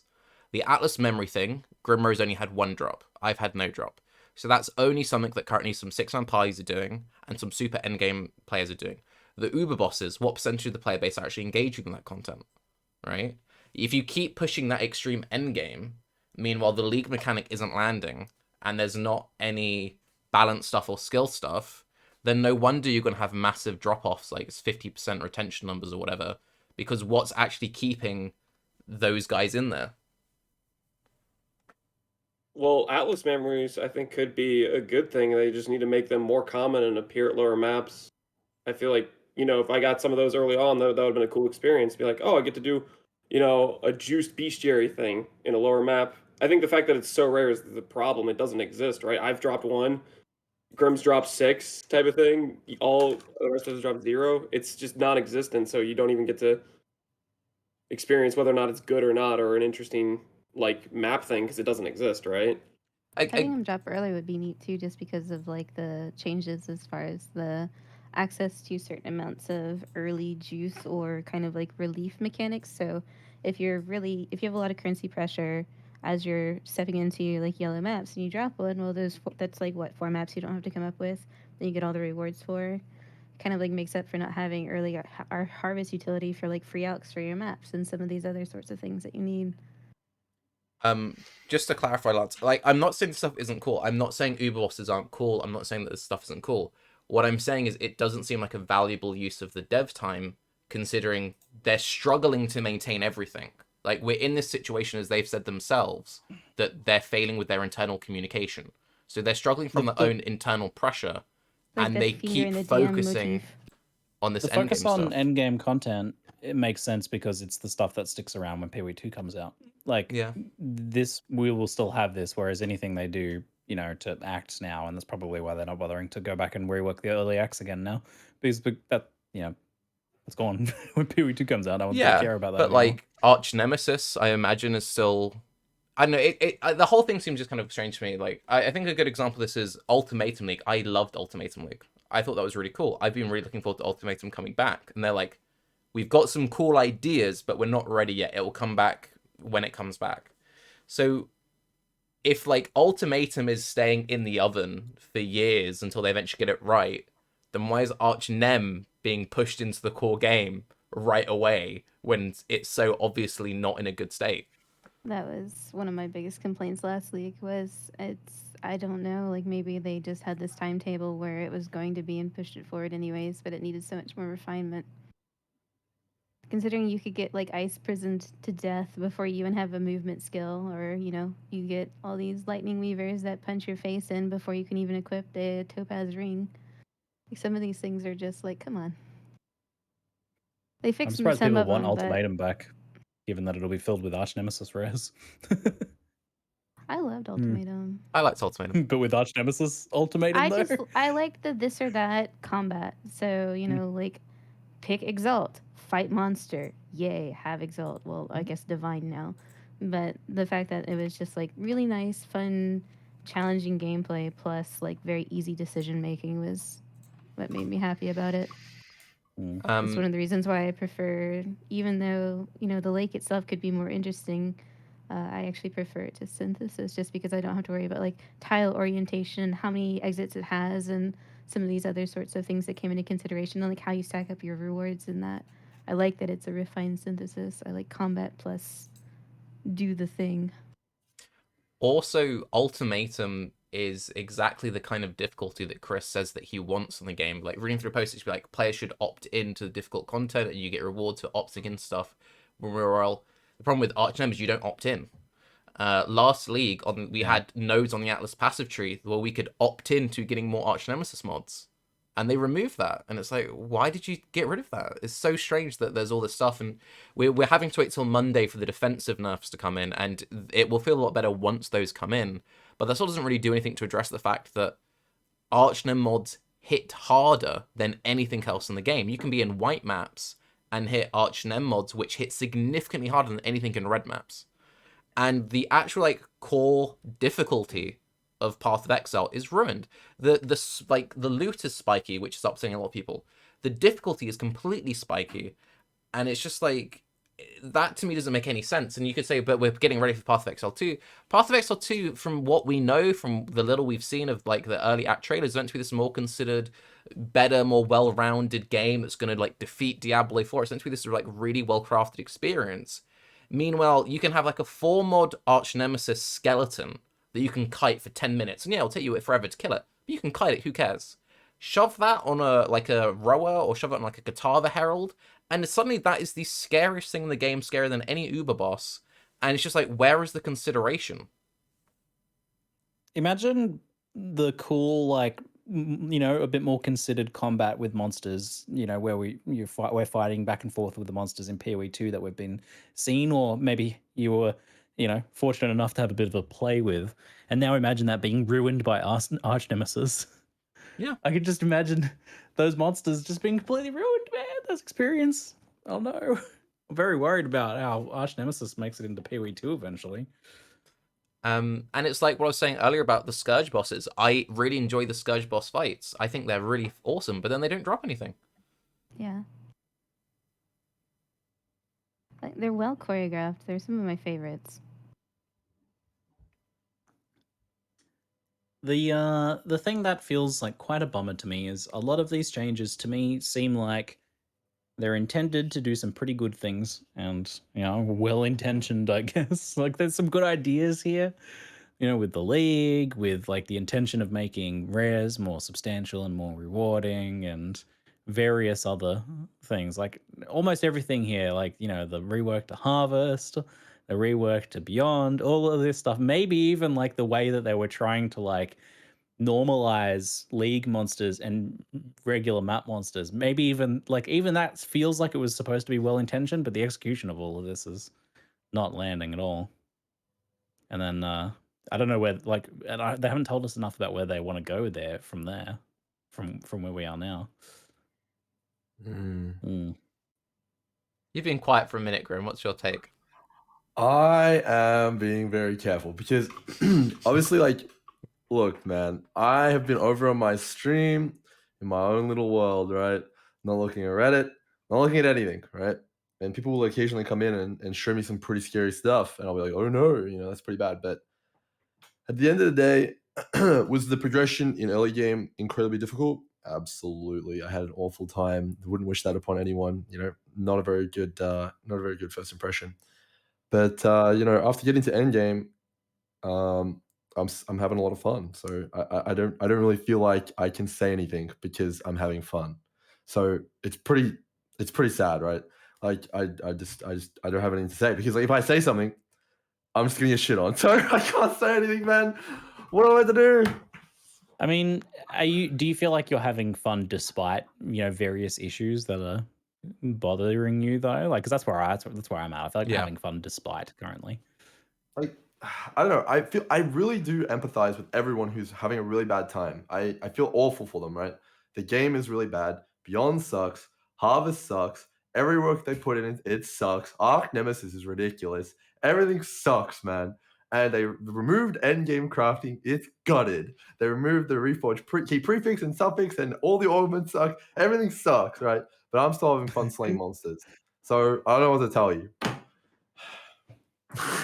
I mean, Imagine if all that stuff didn't suck then. How much more fun would you be having, dude? Yeah, man, totally, dude. But like, right? I just want to slay some monsters, click on some orbs, right? And I'm just gonna keep clicking on some orbs. That's all there is to it, dude. I don't know what to tell you. I could sit here and tell you how I'm excited to get my Tornado Shot Omniscience character online, and how I'm intrigued about how many rare monsters I can fit in a map, and what that'll mean for, I could get so many Katava touched. I'm thinking about using reliquary scarabs on my maps. And okay, so Chris said that uniques on the Archnemesis monsters get converted into divines, annulments, and exalts. Guaranteed. So now I'm thinking, okay, I'll use some reliquary scarabs. I'll get rarity on my helmet, and I will slay the rare monsters. I've got the legions. I'm gonna use winged legions. Like, it's gonna be crazy, right? I'm like there, and the community is just not there, man. They are not interested. So what am I meant to say? I can't say anything now. I will say, if it wasn't for the whole people exploiting the conversion mob loot goblins, I think that was actually the thing I liked the most in today's post, was like learning about the conversion mechanic. It got me thinking. I'm like, oh, well, it's actually a really cool system. The idea of like having, instead of set in place like this mechanic, this chest always drops the equivalent of 3 chaos. Having that stuff be able to be scaled and played with and interacted with in some capacity is actually really interesting. So they came up with a new piece of technology here, which I think is actually really cool and could be to the long-term benefit of their like design for reward mechanics. But unfortunately, it's having a very poor first showing, and I'm worried that the what is it? What do they say? Like the pool is going to be tainted there, and people won't want to drink from it again in the future, even if like there's actually a good idea there. Baby out with the bathwater or whatever. So Yeah. for me, I'm going to do my thing that everyone loves, where I do a Tarke analogy, because everyone loves the Tarke analogies. This league is like playing traps in Path of Exile. I enjoy playing traps every league. I constantly feel like GG doesn't know what the hell they're doing with traps, and I feel like there's a lot more potential left on the table, and I have fun in spite of the things they do to traps. And I'm having a lot of fun this league. I would be having a lot more fun if they didn't like butcher every possible angle. And the main issue that I have currently is it is very demotivating, the whole system that's happening right now. And from the post today, that hasn't really restored any faith for me personally, which really, really sucks. And I really don't like the fact that apathy is increasingly growing inside the content creator sphere, in the player base sphere, and the dev sphere. I don't want to be a situation where we're all kind of like, this game's awesome, we all still like support it because it's our jobs, it's the devs' jobs, and the players having fun. But it's like, I would like to just be like, I'm really excited about this. And likewise with Grim, I've been planning my second build. I've got a few Atlas things I want to do where I purposely go for maps which have crazy multi-bosses and spawn loads of rares in there so I can get a bunch of really cool loot. But it's just kind of like, I don't know, I just think there needs to be better management. And that's not like anyone needs to be fired. I think if you're someone who calls for devs to be fired when you have absolutely zero idea of how that inner workings work, you're a complete moron. But I do think they need to reevaluate their production cycle and really think, okay, we're in a situation, we're just trying to keep people happy until PB2. How do we best achieve that? Rein in our ambitions and be safe. I'm sure they feel like they're playing it safe, but just play it safe for like a year. Just take it easy. Stop trying to mess with everything. Yeah, I mean, my original like fear coming on here was exactly what's happened, I'm sure. But I think it's pretty unacceptable that they pretty much removed the endgame magic finding dynamic. Like, that was some people's whole reason to play. They removed endgame juicing, which is AKA beyond stacking. That was the whole idea behind juicing. And then they messed with the economy like insane amounts with the divine changes, and they stripped player power, not only from divines but also from harvest. So yeah, they went with like the pentuple mess up here, dude, or whatever it is. So yeah, it's it is what it is, man. What bothers me most about all that, what you just said, is I still don't know why. Like, we had a big explanation post today, but I still don't know why. Yeah. Like, why is that the goal? Why did they want to do those things? Don't know. It's tough times. Lance, you've been making lots of little faces. You want to do some closing sort of thoughts on this, and we can move on to a different topic? I think if I say anything, it's just gonna. I'm gonna accept the fact I'm gonna get completely roasted, which I've enjoyed the league. Loot feels completely fine. I absolutely disagree that crafting is dead. I think it's still very, very strong. The difference in recombinators and current crafting system, recombinators are obviously way, way stronger. But if people just say, "Oh, fractured items are dropping like candy," oh, you do fractured in essences, that's not good. You're out of your mind. It's so strong. It's like so extremely strong. And so when people are saying like crafting's dead, stuff like that, it frustrates me to no end when I know I can craft really good items for not a lot of cost, thanks to things like the fractured items dropping. And harvest, that one, it sucks that the prefixes and suffixes got removed, but ultimately, I can craft jewelry slots really well with ethereal crafting or fractured jewelries and essences. I can craft my body armor, helmet, gloves, and boots with Eldritch currencies, which still have the mechanics of a reforged keep suffix, key prefix. Eldritch items are largely much stronger than influence gear at this point. And the argument for the keep prefix, keep suffix thing and how it's killed crafting, I just don't think is true with the resources we have available to make good items. So I don't know, it's frustrating me. I think the high end stuff like that, I don't know. There's a lot of points where I guess I just realize I'm pretty far removed from what a lot of people think in terms of stuff, because I thought a lot of stuff has been still very strong, still very rewarding, and I don't know. I don't know. I don't feel like I could say anything because I'm just going to say something everybody disagrees with. Yeah, I think it's fair to say that nobody here is happy with the state of the game. No one is accepting that whole playstyles are getting removed. No one is happy to be weaker, and no one likes how hard the early game was. So I think that's all I want to say. Okay. Covering all of our asses, I see. Well, I'm happy to farm every single clip spot on this. So Harvest specifically.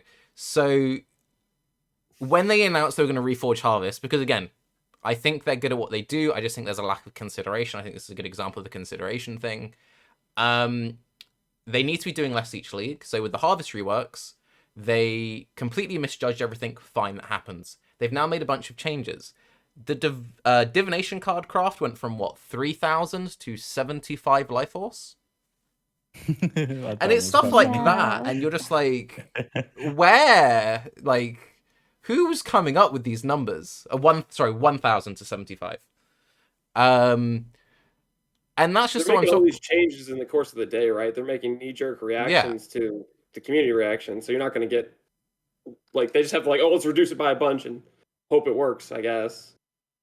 But like that's what I'm saying with like the pitching and everything, and that's why I'm kind of like, I'm sure the next league will be really good, because generally what happens is when we get like a really big disaster league, then they're like, no, everyone, you are going to do the best thing you've ever done, and we will not make any mistakes. If anyone makes a mistake, we're going to die. If we go from like 315 to 316, next league's going to be a banger. But I do worry that in like 3 months' time, once the ambition creeps in and everything, if there's not that constant like and I'm not saying everyone should be on tenterhooks, just be less ambitious with what you're doing.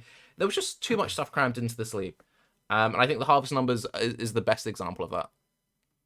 Do less. Just do less. Yeah, I mean, just do less. The question I have, right, is like I share my viewpoint is very much like Lance's, right? He's saying that crafting is dead.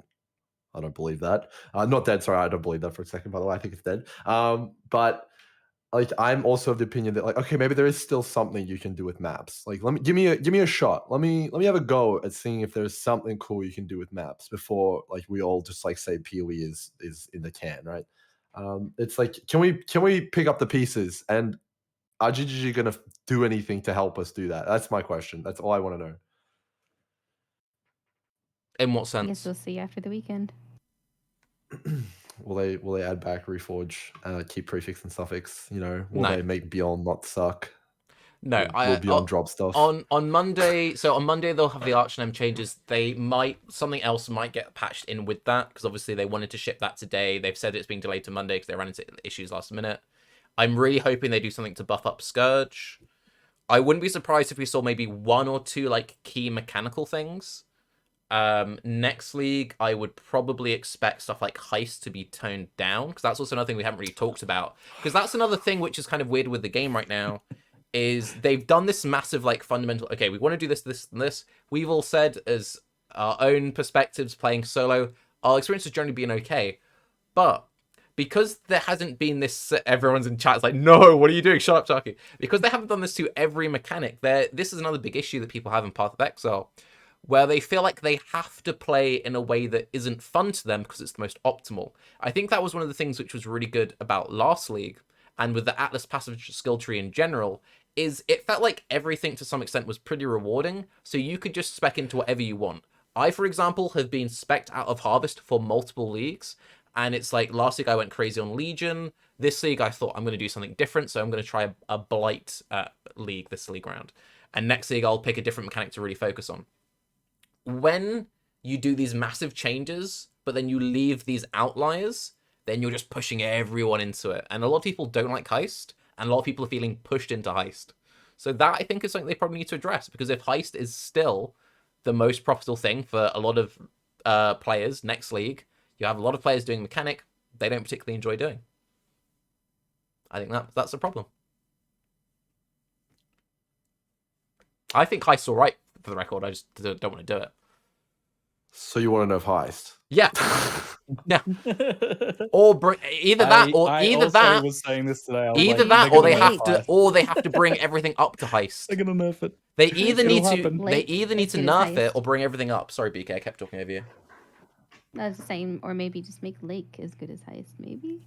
Well, every league mechanic either needs to be as good. Every league mechanic either has to be as good, Such a or unprecedented that brought down. wild case suggestion. Buff the league mechanic? Buff the What? league mechanic. Maybe Imagine. that could be a solution to several problems, perhaps. Yes. I want to have this Heist conversation though. I don't know. What do you think? You want to have the Heist conversation? I want to have the Heist conversation. I mean, the Heist conversation is that if they're happy with the way maps are now, and then people feel like they're getting less loot and they go to Heist, then yes, they're gonna nerf Heist next, right? Because they normalized mapping. Time to normalize Heist down as well. Normalize. But what does normalized mapping even mean, right? Like, because like this is a bit of the thing. Like, so I had a conversation with Snap, right? Because obviously this guy is very knowledgeable, man. And he told me the reason that I haven't noticed any difference is because I'm doing Legion, which is completely valid, and it has guaranteed rewards, right? Yep. You get rewards from the monsters, they like Chaos Swords, whatever, and the chests. And then obviously there's Expedition, and there's also Heist and Blight. Yep. Those are like the big 4, which guarantee you getting loot. So are you mandating that all of those get nerfed? And like I'm still not even sure like what the changes are to the base drop pool in terms of loot. Obviously, like league mechanics drop less loot in terms of like quantity of items, which is why the colors and all the magic finders are having such a hard time. But like I just think I almost feel like we need numbers from GGG. Oh, we 100% need numbers. And again, just to clarify, I'm not saying that they have to, but I'm saying they either need to bring everything up to that level, or if they're happy with everything down, everything needs to be brought down. Because I think there's a big issue in different league mechanics having such big disparity. So either everything needs to have some rough parity up here or down here. But you can't have a situation where people feel like they have to play that. Because when people feel like they have to play that, it pigeonholes their build choices, it pigeonholes what they do in the game. And that is one of the downsides, I will say, of the Atlas passive skill tree, is a lot of people will be like, oh, so let's say Grimro's doing the Legion strat, I will only ever do Legion strat. And if Legion strat is the best strat for like 4 or 5 leagues, I'm only playing builds that are good at Legion. And it makes the game have way less scope, because everything's just like hyper focusing on one thing. All right. Do you want to give you like, this is gonna be something I'm gonna get rage flamed for again. Screw it. This is actually what I believe though. So my assessment of the end game is that mechanics like Breach, and Abyss, they never actually dropped anything really from the monsters themselves, unless you were speccing specifically into going for that playstyle, right?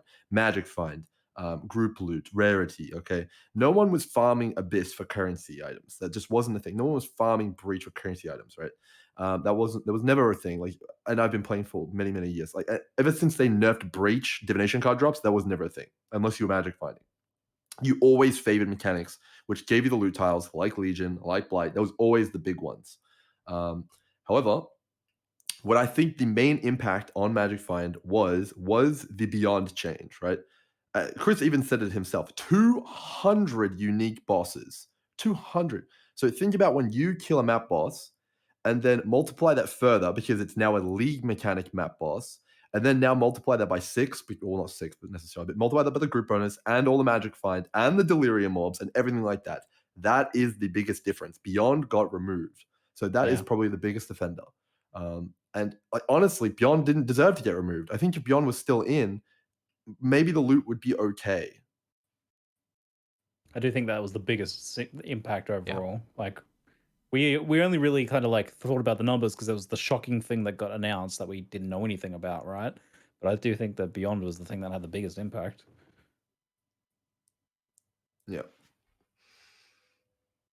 I think for the most part, solo currency making is all the best things that were good before are still good now. They didn't nerf the best strategies for solo. Eldritch Altars are still just as good. Overall, you still can make currency in the game. That was what I was trying to say earlier. Yeah. And there are some new strategies around like purposely filling your maps full of tormented spirits, doing quant, doing rarity bosses, multi-boss maps, and stuff like that. Yeah, sure. There's some new ground to tread with stuff like Archnemesis and stuff like that. I will say though, it's particularly sad to see the Delirium Mirror strategy go. I was a pretty big fan of that one, and obviously with the removal of Beyond, that is vastly inferior. Yeah, hopefully that clarifies something. If anyone has anything else to like to say on this, go for it. Otherwise, I think it would be kind of interesting just for the tradey people to give their experience of the Divine Exalt Orb change, because that's obviously another massive thing that happened to the economy of this league, which I've been completely sheltered from. Yep. Before we move on, I wanted to ask on a positive note. Whoa! Oh, get off! Oh no. How do you like the map boss drop changes? I heard like as soon as that was in, instantly people were like, "I'm seeing no whites and blues. I'm seeing like 10 rares from the boss. I'm seeing much more uniques." How do you guys like that? And I guess also similarly the 4 mods Archnems dropping more rares and uniques too. For SSF, Enriched Entities, which is on the far right of the Atlas tree, which gives a whole bunch of rarity. Coral Runes, which is like 8 or something stupid unique bosses. Rains uniques. I've gotten way more uniques at this stage post-change than I did last league. And I've now got a bunch of really cool builds that I wouldn't normally be able to play because I've just got so many uniques in my stash. So great for SSF. Okay. Anyone else? I don't think I have much of an opinion on. I like it. I guess uniques or bosses feel like they actually have a little bit more loot. Yeah, the loot's a bit more punchy on them. I like the uniques too. Yeah, I like them amping up map bosses more and more. All right, minor thing, but worth mentioning. Oh yeah, I also wanted to make sure that at some point we just give a little shout out to Gazzy and the summoners out there who are suffering. Oh, no. Well, actually, okay, no, I want to. So I don't play minion builds, so maybe someone more intelligent like BK can step in. From what I've heard, no shade to the Gaz, taking all the shots today. A lot of people have been fine with it, and he did a video today, in fact, where apparently there's a modifier which I knew about, but I forgot I knew about this. A lot of map bosses have damage reduction against minions because minions can't dodge map abilities. So stuff like Cirrus Storm, whatever, because you can't get minion out of that. And what might be the case, possibly, and what Gazzy thinks might have been the issue there, is that not every like big boss has that. So like he had something die to a Tull, and I think it was Tull didn't have that. But I've specifically like given that feedback on about the whole Gazzy situation to a few people because I'm like, I don't play it, but I'm like, hey, well, like, what's the actual deal here? And I've had a lot of people say, actually, no, it's fine. So I don't know. Minion players, can you step in? I've almost always played the temporary minions, so Skellies, SRS, and Phantasms. I haven't played much in the realm of like Spectres. I don't typically run an AG. I know it's leaving a lot of power on the table, but I don't like minion management. So as far as SRS is concerned, it's been okay. I theory crafted up like an SRS Elementalist that one of my friends ended up playing, and he's done all the bosses and everything on it. And it's like, yeah, there's a few really annoying minion wipes, but there's Unleash with the +1 mastery from caster mastery that you can get some really juicy Unleash stuff going, gets your minion count back up. But this is a common problem with pet-based builds in a lot of different situations. Like the reduced area damage taken is a modifier that you see a lot in minion builds. I think it was built into Diablo. I know it was for sure built into WoW for hunter pets. But yeah, maybe there is a consideration for it because full minion wipes are really devastating, especially when they're permanent minions like specters. And like trying to get zombies back up can sometimes be annoying. And of course, like the unfortunate AG death, right? When you rely on that power for either like cursing, defenses, frenzies, damage, utility, whatever it is that you rely on the AG for, suddenly not having that does not feel good. From what I've been hearing, like temporary minion builds doing quite well, but yeah, specters and animate guardians especially are suffering a lot, and also maybe some teething issues with the whole like shift between gem power versus gearing power shuffling around and where that's ending up at the high end, but also progression wise as well. I'm hearing like a lot of like regular players struggling a little bit more with the progression on that. So I think it warrants attention either way. And also, I would like to make a case for Animate Guardian in 2022 as I think they already removed the items from the economy. Just let you resummon them without needing a whole set of new items. The game, it doesn't really make sense anymore, I don't think, in current PoE. You set up your really expensive one, it dies, just resummon it. Give it a long cast time. It takes like 5 seconds to resummon it or something. So you don't, some downside to it dying or something. I think actually if that was the case, I would use one myself. So they might have some balance implications, Ziggy. Like on every character, I would use one. But, yeah, it's basically a merc then, Yeah, right? it's just There the from D2. best friend that hangs out. Great, fun. Sounds great. Fun. Get off this podcast. We'll deal with the problems that come with that if that happens. I reckon. Wait, so you're telling me in PoE 2 I can have a 6-link Animate Guardian on my bow character? Oh, okay, with a Culling Strike aura effect from my Kingmaker. Ah, great. Sounds fun.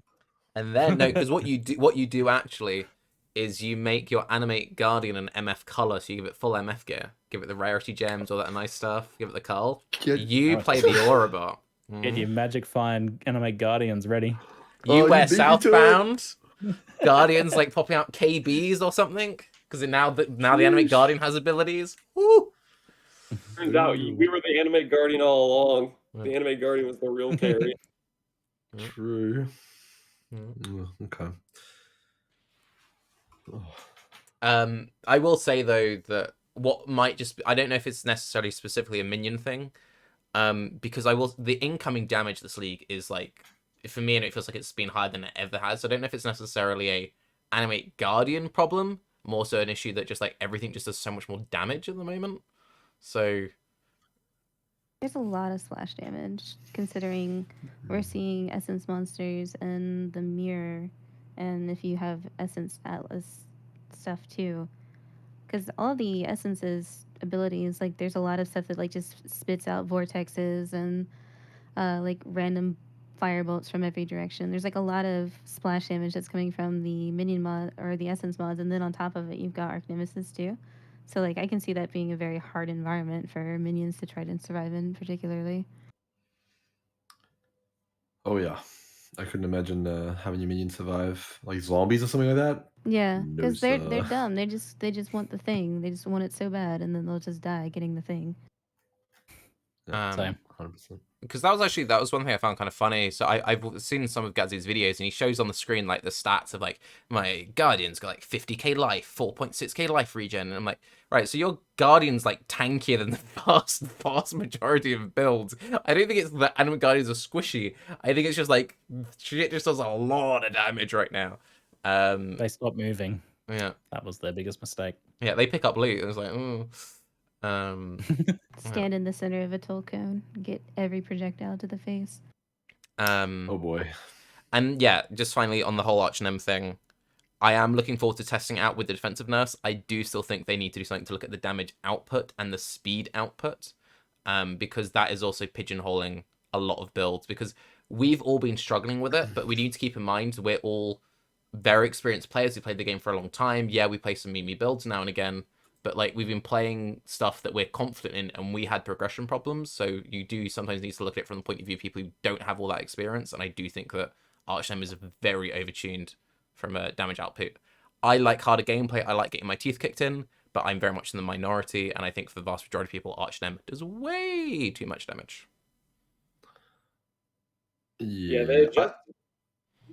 Go ahead, It's so- Grim. Oh no. You go ahead.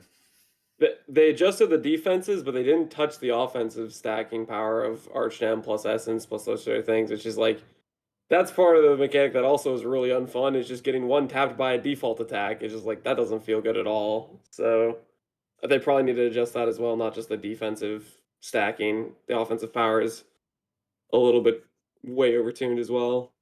Yeah, that's probably my biggest thing for Archnemesis that I wish would exist now is like some sort of like if then table being introduced to the mods. Because there are some really just like, okay, I'll just die situations that happen depending on like what those mods land on. Like if you have a mana siphoner that can outrun you, you just have to stay in melee. But what if it's a melee character and it's also, got the prismatic one with the extra physical damage. So it's like physical beef with a melee damage that's probably like fizz by default, and then it's got fizz as extra of a random element. But you can't run away from it, so it's like, okay. Guess I'll just die now. Yeah. Yeah, I mean, I think at least for me, what it would take is probably just culling the mod pool significantly. Like some of the ones are just ridiculous. Like we've got a chaos bomb that follows you. We've got a lightning bomb that follows you. A fire bomb that follows you. It's like, how many bombs do you need, man? Just have the one old volatile be one big meat blob. Yeah, okay. If you stand in it and you get hit by it, sure, you die. But we don't need 17 lightning mirages, which kill Zizarin. You know, it's just a little bit excessive. Wait, so are you saying that we actually need a Chaos Heralding minions, a Fire Heralding minions, an Ice Heralding? Those totems are the worst. No They one are. thinks those are fun. Yeah, there's just way too much stuff that just follows you around, and like it's just like you better be moving, bitch. Oh, that reminded me. That was actually it was the one point where I actually laughed reading the post from this morning when Chris was like, "Yeah, because the problem with the current old system with rares is it made you stutter step." And I'm like, "Have you played Path of Exile? All you do is stutter step. Path of Exile is Right. stutter step the video game." Yeah, it's like remember in Ultimatum when everyone got mad because they had to stand in circles. Mm-hmm. Yeah, I think if we're on the topic of build viability, the biggest offender is Archnemesis and the overemphasis on not only defense to spells and stuff like that, but also to movement. Like imagine trying to play a Divine Eye as self-cast build. You just cannot. Mm-mm. So yeah. Mm-mm. Yeah, I mean, people, rightfully complaining about not getting melee buffs, but it's the bigger factor is the fact that Archnemesis is such a big melee nerf. More than anything, I think. In general, I think it's suppressing build diversity a lot. And we're seeing that a lot this league as well, where like 50-something% of players are on 5 skills. So it's kind of worse than it has been. Which is a bummer to see and a side effect of that for sure. So much stuff I just wouldn't even consider playing that I would have played in the past. Because of all the shit chasing us around and lingering underneath our feet. There's just a lot of requirements. You want full ailment immunity. You want to be able to deal with the million different types of slows. you need to be chaos cap, spell suppression cap, have some layer of mitigation, probably like block or something, a source of regen. Then with all of that, you then need to still do damage, and then that leaves you with not that many skills unless you're a very experienced player and you know what you're doing. That sums up a PoE a lot for me lately. I feel like there's a lot of fun taxes being applied, much more so than ever before. Like there's the fun taxes, like you have to make sure you have enough knife flares. You have to make sure you have immunities to all these different elements, and freeze immunity and bleed immunity, and now all your different slow immunities and stuff like that. Or you won't be having any fun. So in order to have fun, you have to pay your taxes. And that grinds down a little bit. It's a particularly difficult problem, actually. I think it's actually something that should be looked into in the future. Specifically from a build creation / guide creation perspective. Yeah. Lance, you might As a have content some creator. interesting points on this because you always try to do your best to play slightly wackier setups. What's your take on it? Yeah, I think you guys are maybe convincing me a little bit of this. I always thought that that you can do plenty of builds, but then as you're going through the list of stuff, and then I'm thinking to myself, oh yeah, when I'm creating builds, there are a lot of builds I have ideas from, and then I reach, okay, how do I solve this problem? My answer is I can't solve this problem with that problem, or with this build. I can't do this build. And there's been a lot of builds I've had to axe because I'm like, okay, I can't solve this problem, and I'm just gonna hate playing it when I get to this point because I'm gonna run into this thing and it's gonna ruin that build. And maybe the game is too punishing. I always thought it was like, you want to solve these interesting problems, you want to try to come up with other ways to defend against something. But then now that I'm thinking about it more and more, it's like, yeah, you run into these stacked rares. They'll have various mechanics that if you don't have a solution for each one of these checkboxes, you'll get super punished and it'll just not feel good because you'll just die whenever you run into this X thing. So I think that's a change of perspective I've had just now when you guys are talking about it, because I'm like, wow, that makes a lot of sense, because there's a lot of builds where I've given up before I even made them because I've thought about a few different of those mechanics, like dealing with slows or dealing with this ailment, and I just don't have a good solution for it, so I can't do the build. Yeah, God forbid you just play a build for fun in this day and age.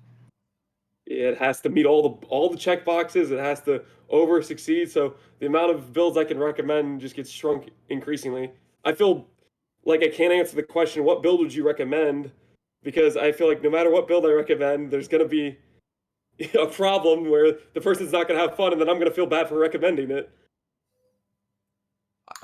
This goes back to what I was saying about this like hyperfixation on endgame, because a lot of this comes from the fact that every build now needs to be a good mapping build and a good bossing build, and Archnemesis further pushes like you need to be a bossing build. Like I think the game is a lot more interesting now than it was like 3 or 4 years ago. But when the content was literally just like, there's Shaper, there's Elder, and then if you want to get fancy, you got the Uber Elder, you could map on pretty much anything. And it was very much like, this is a mapping character, this is a bossing character. Every build now feels like it needs to do this much damage, and if it doesn't do that much damage, you cannot get through any of the progress while having all of this defense. Yeah, I mean, you guys have probably seen the Fever Dream clip. Yeah, that's basically gonna sum up how I feel. Like, obviously, the game is going in a very different direction, isn't it? For the Path of Exile 2 release, I imagine that has to be the reason. We're seeing a clamping down on things and an increase in other things. So I think it's just generally the overall trajectory of the game moving forward. It's probably what it's going to be. I was thinking about this the other day, but I really applaud the decision to make Path of Exile 2, the same client and game as Path of Exile 1, because everyone's in MTX's carryover and everything like that. I think it's a lot more like consumer friendly. But at the same time, I'm wondering, how many of these problems and transitionary issues are we facing because it is the same game and they have to get PoE 1 to a state where it's much closer to PoE 2 in order to reach that vision of a modern action RPG release of PoE 2 that is a substantially different game in the end. I'm like, oof, I don't envy him that challenge, because I feel like some of what we're experiencing now is about getting there. Yeah, I think it's going to continue to happen as far as like the gradual step downs to make the two match. I just hope that there's a lot more communication when these step downs happen in advance. Yeah, I mean, I'm like sitting here thinking right now: are the changes this league permanent? Are they actually going to change anything? Like, are the riots going to succeed? Like, what do you guys think? Well, again, it's hard to say because a lot of these changes came down to mistakes, right? So Oh, no, the no, loot stuff is not a mistake. no, I think elements of it are. Like, for example, I don't think they intend for Scourge to be as worthless as it is. I really hope they don't intend for Scourge to be as worthless as it is. And if they do intend for Scourge to be as worthless as it is, then that is very scary. I think a lot of this comes down to poor testing. I think they definitely want to slow things down, but I don't think they want us to do it by this much. Right. Chris even said himself, it's like he was like, yeah, I didn't read the notes. I wasn't fully aware of what these quant changes really meant. If they did, we would have probably done the X, Y, and Z. The difference in the loot from Archnemesis mods from now to the beginning, and again, a lot of people like to say, oh, but it's Tarke, it's anchoring. Honestly, you're giving them too much credit. Like, they're not doing this shit. It's just like they just fucked up because they are overworking themselves and they haven't got proper systems in place. I really just think there's just a lot of... Definitely this is the direction they want to be going in, but I don't think to this extent.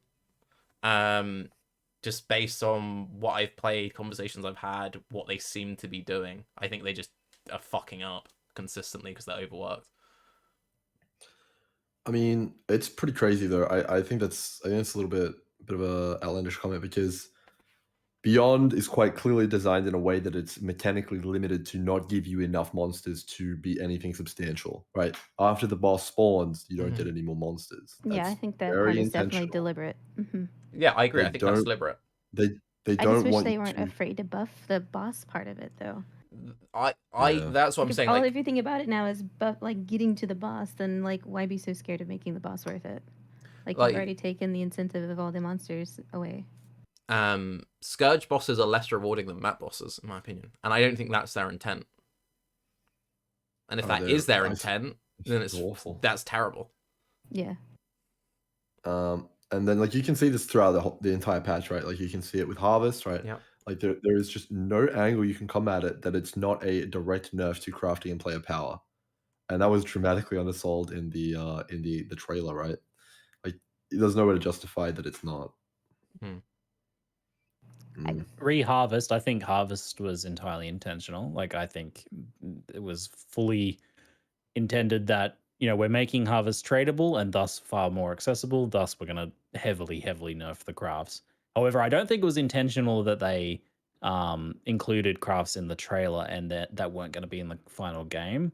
Based on how I know how the trailers are made several weeks out with earlier versions of it, that footage is recorded and then edited over the period of a couple of weeks. I don't think that was intentional misleading or misadvertising there, where they were like showing the mods and then people to get people hyped and buy support packs or whatever, and then strip them out after that fact. But I do think it was intended that it was nerfed. But just what those nerfs were wasn't decided at that point, though, I think. And like the same thing with what I said about Atlas Memories, where the first thing they show of it is yellow maps, and then it's actually just the super rare red. I don't know. It just seems to just scream just like a lack of not QA, because they have people in QA. It's whether that QA is being listed. It's just a lack of management. I don't know. Department communication. Yeah. So for the longest time, we've always said like all roads lead to Harvest as far as like crafting is concerned. So it makes sense that they sort of like situated in some ways towards the end game and tested it at full investment. But they completely overlooked the fact that so many parts of the early game are dependent on it. All the different reforges and then alking maps and stuff like that. It's like you would use your reforges that you needed for your specific gear, and then like say you weren't an attack build, all your attack reforges went on maps, and it lost that utility. And then it really stunk because like, okay, well, if I can't do reforges, then I'll go do essences, and then essences were like raid bosses, and you're like, oh crap, well, what do I do? It's just an unfortunate series of events. It's just so unfortunate, really, because we were in a reality in which you could actually realistically, deterministically craft an item over multiple sessions. Like you could get to save points in the item and be like, yes, I finished the prefixes, and that's gone. I kind of wish with Harvest, like, you know how the first time you unlock a a craft on the map device, you get the first use free. Like, I kind of wish there was still like a small tutorial phase for harvest, where you could still like go to it the first time and have like a couple of rerolls, so just a handful of them. It would also teach players the mechanic, but then also like take a lot of that initial oof, I don't have harvest out of it. Because I did one, I got like 70 life force, and then I blocked it immediately. Mm. Oh man. Yeah. Do you want to hear a really cooked take? Oh, You'll hit like us this. with it, man. Let's go. So Grim, I first said this in 3.15 when you and I were a guest on Fated Connections. Okay. This is what happens when you make a live service game. All of these problems are coming from the fact that PoE is a live service game. I genuinely think it's impossible, could never happen, but the last 2 years of Path of Exile would have been a lot more fun if this was just a box game that we bought. Then all the devs just went and worked on PoE 2. The people who wanted to keep playing PoE 1 with ladder resets, play it with ladder resets. 2 years' time, 3 years' time, whatever. Path of Exile 2 comes out as a new game. We play that. That's awesome. Play that for whatever. Maybe an expansion comes out in a couple of years. It'd be a much better fucking play experience. It's a little sad to think that at some point we might not be able to come back and play PoE 1 because PoE 1 has become PoE 2. Mm-hmm. Are you saying that the game should not be like integrated with PoE 1? No, that's not what I'm saying at all. No. Okay, again, I am saying no leagues. No. Leagues. Okay. People, I'm saying all the issues that are happening with Path of Exile 2. This is why live service models are flawed. All of this comes down to the fact that they have to be updating the game every 3 months. We wouldn't be on this podcast. Yeah, we wouldn't be on this podcast if it wasn't a live service game. No, though. again, it's the reality of it. But I just think this really highlights it because the main reason why we're having these issues is that the vast majority of devs are working on PoE2. It will be great when PoE2 finally comes out because we'll have a full dev team. That's what I was talking about today. Imagine the league that comes out 6 months after PoE2 is out. Oh, it's going to be so good. Every single dev will be working on it. There'll be so much content put into just that league. There won't be something else that they're like holding off for. Oh my god. It'll be like 3.0 when they immediately started planning PoE2 and nothing happens. So. PoE2 comes out, we get 2 months, and then bam, PoE3 in the works. Devs split. Oh no. Don't. Let me enjoy my pure unadulterated copium right now for PoE2. And the reason why I have that mindset is Diablo 2, I think, is like the best example of it. Diablo 2 came out, they got a couple of patches, they released an expansion, did a couple of balance patches, and that was the fucking game. And I think the reason why that held up for so long is that the game was good, right? They patched it a couple of times, they did an expansion, and then that was it. Then it's just like, that was that. People say that, I would pay so much money if I could play Ritual League. What if Ritual League was Path of Exile? I wouldn't enjoy that personally. I didn't particularly like Ritual League. A lot of people would be pretty happy. This is just modern day live service video game problems. How do you pick which league they chose to be? Okay, this is PoE 1 now. Like, did they stop in Ritual? Did they stop in Synthesis? No, again, I'm not saying this can happen, Lance. Again, I'm not saying this can happen. I'm not saying this should happen. I'm saying this is why live service games have problems. Because they have to be constantly updated. Just for in Tarke's defense, before he started this, he did say this was a cooked take, okay? Okay. Grim Dawn. Do you like Grim Dawn, Ziggy? Yes, I do like Grim Dawn. Right. Do you like Diablo 2? I'm pretty bored of Diablo 2 at this point. But when it came out, right? Sure. Is Grim Dawn a terrible game because it's not a live service game? No. Yeah, but would a better question be like, how much have you played Grim Dawn? How much have you played PoE? How much enjoyment have you gotten out of it? There's some disparity there. I don't know. By, just factors of thousands of hours, but Some. Some. A bit. Again, not saying Path of Exile is a terrible game. I think Path of Exile is one of the best live service games, but the issues we're having right now is because it's a live service game and most of the devs are working on PoE2. Maybe the better hypothetical is maybe PoE2 shouldn't exist. And then everyone is just fully supporting PoE. You take that back, it's going to fix everything. It will fix everything. You take Well, that back, you son of a bitch. Actually had a theory. I had a theory about why so much changed this patch, right? So PoE2 is obviously slated for roughly a 1 year away for the beta, which is going to be, you know, like mostly complete. And then obviously D4 is slated for literally a year away from now. It's going to be released, right? So maybe they're just getting all of the bad stuff out of the way now. And then we got the good stuff coming up, man. What do you reckon? Surely, because, you know, they're going to, the D4 beta will be Ooh. started. They have to have a reason to play PoE. Is that copium? I love it. I love it. Yeah. I love it. Synthesized here in real time, ladies and That's gentlemen. uncut shit right there. That's so good. Okay, I'm Grim, you know overdosing. when I said earlier people are giving way too much credit and they can't just accept that people are people and people make mistakes? You're giving way too much credit. They're not playing 4D chess. They're not sat there with like, okay, we've got the Diablo 4 release schedule in front of us. So we're going to purposely put all of our bad decisions into this quarter. Because obviously we're mandated as a company to make X many bad decisions a year. So we'll purposely time all of our mistakes right here. So we've only got good decisions left for this quarter. It's like, come on. Like... Yeah, we hit our quota. It's anchoring. They're anchoring us. This league is anchoring for PoE2. We're gonna be the difference. It's gonna be so vast because of this anchoring. It's gonna be good.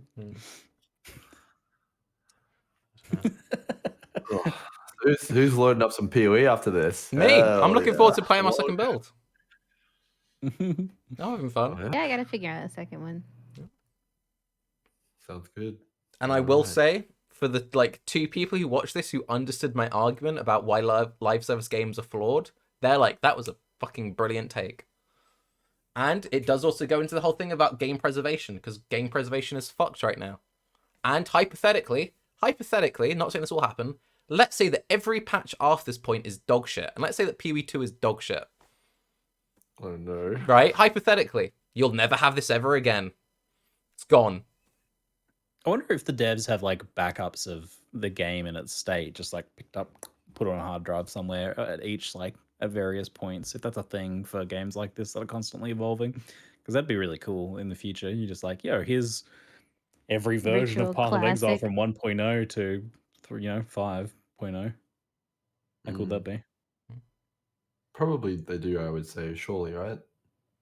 Yeah, whether it would work though, because of like this, how integrated it is with their server infrastructure, like whether you could just like load it up and play it. Because they use their own code and everything, so as things change and they've got their own custom engine, and it's like, oh well, if this person was working with us this many years ago and they got that working for that, but then he's no longer here, so how do we get that working again? And you know, True. yeah, I don't know. Be pretty dope though if when they like close up shop, they just released every single version of Path of Exile. That'd be Play cool. your favorite version of PoE. Closed up shop. What? Is this the doomsday, Yeah, Ziggy? well, while we're dooming, we might as well talk about this. Well, no, When because Path of Exile 12.7 is done, and they're like, right, guys, that's the last league. PoE 8 is the last release. PoE 8. Jeez. All right. I mean, okay, They've already been going for a decade. It's a pretty good time to play a game for. they're doing very well. And again, I'm really looking forward to PoE2. But the reality of the situation, it doesn't matter how... PoE2 could be the best video game ever made. It could be just like you log in and instantly your bank account is full of money. And it's not even pay to win. It's just like, Chris is just like, here you go. I've sold all my magic cards. Everyone logs in. They get $10,000 every 3 months. And the game's just like amazing, right? There will be someone who prefers Path of Exile 1. And they won't be able to play it again because it's a live service game and there's no game preservation. Game preservation is important. Yeah, I've been thinking about this, and kind of is echoing BrittleKnee's statement. I'm pretty sure my boy Tornado Shot's going down real soon. I don't think he's living till PoE 2. Because like if you look at the outlandish skills, they're all getting one by one. So yep, not looking forward to that patch. What will you apply Corrupting Fever with next? No. Oh man. No. Yeah. Cleave. It's got a really nice radius range on it. Cleave, corrupting fever. I love it. Yeah. Grim. Dual wield, you can hit with both weapons at the same time. It's Cleave. fine. Lance will be right there with me, dude. The RF nerf, it's coming. They do have already to done nerf the RF. cycle It's once, not right? overpowered. It's just a really fun skill. It's just a cozy. It's like a perfect like PoE skill. It's cozy, you know. It's It comfortable. gives you the That's benefit where of they being should. able That's to where they should all be. character and deal just enough damage to do the content and Yeah. not have to press a lot of buttons. Sounds like you're not really fun? feeling the weight of the gameplay there, Lance. It's not broken, man. I deal like 2 million damage with good gear. And that sounds like 2 million too much, if you ask me. You press no buttons, you do 2 million damage. You know how many buttons I've got to press for 2 million damage? Oof. 0 buttons, 0 damage. Yeah, that's more like it, Ziggy.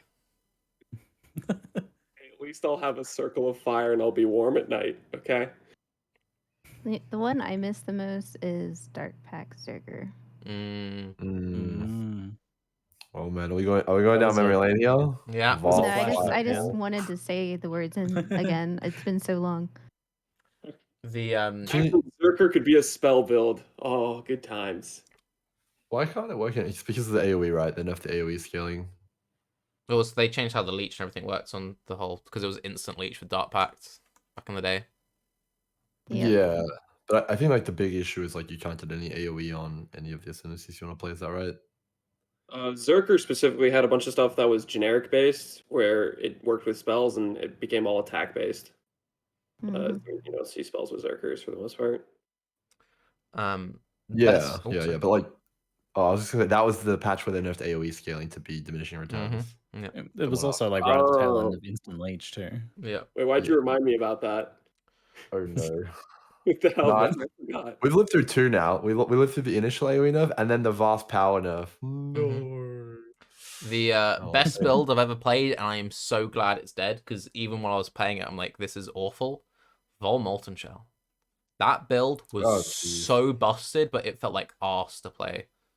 Scald, yeah. It was awful. It was just like, but that was dirty broken.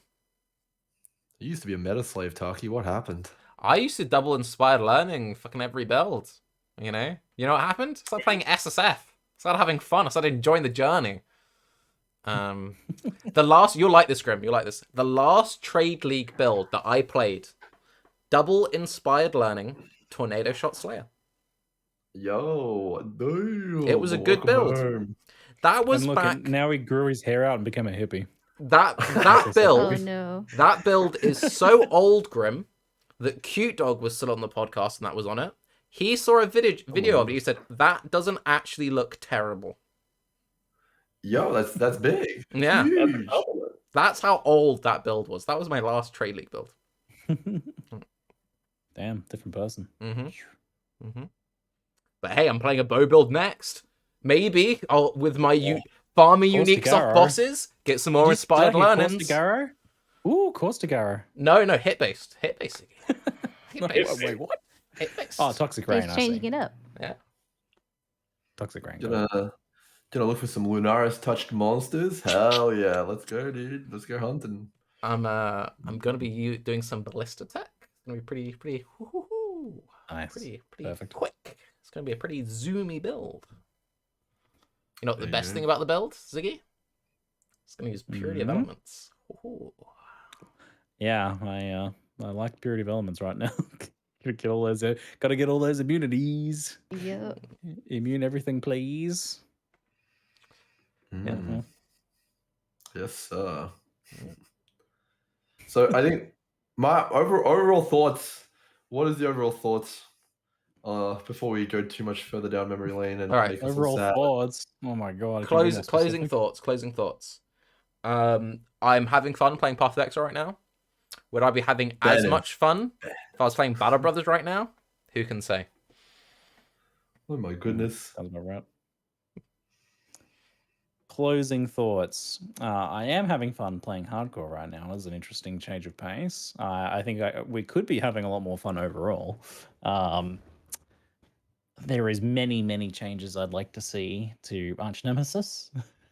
But the biggest thing I want, most of all, is a little bit more explanation as to what GGG's current intentions are and what their intentions were, because I don't feel like we got that from today's post. And on top of that, an explanation about what they plan to do.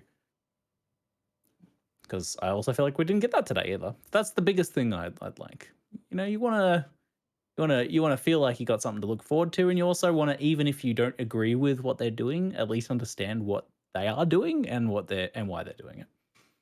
Yep. That makes it a bit more palatable, even if you're not a fan. Yeah, I just pretty much have to second that right there. I just more communication, or at least explanations, because if I can at least understand where things are coming from, then it's easier to like plan ahead and adapt, or like get myself ready for what's coming.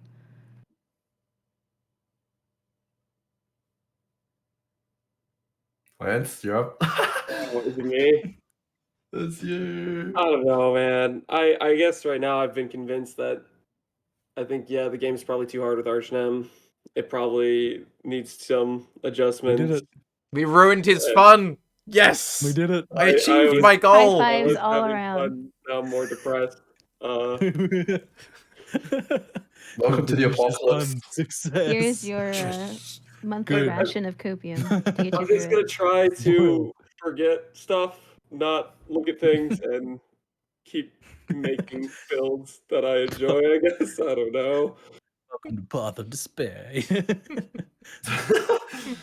Oh man, I feel the pain, Lance. Right after this, I'm gonna reassume my position, hook back up the Copium feed, log in, and put some Legion Scarabs in, and just pretend nothing's going on. Get another Whenever- shipment. No, yeah, another shipment, dude. Get the tank, hook it up. The truck with the big gas bottles. Yeah. Oh, we're gonna need more than one truck, Ziggy. But yep, that's how it is. Yeah. Well, with that then, I would like to thank BrittleKnee for joining us. Thanks for having me. It was a pleasure. Hopefully next time it will be a slightly less depressing episode. Yeah. Hopefully. Mhm. My goodness. Nice.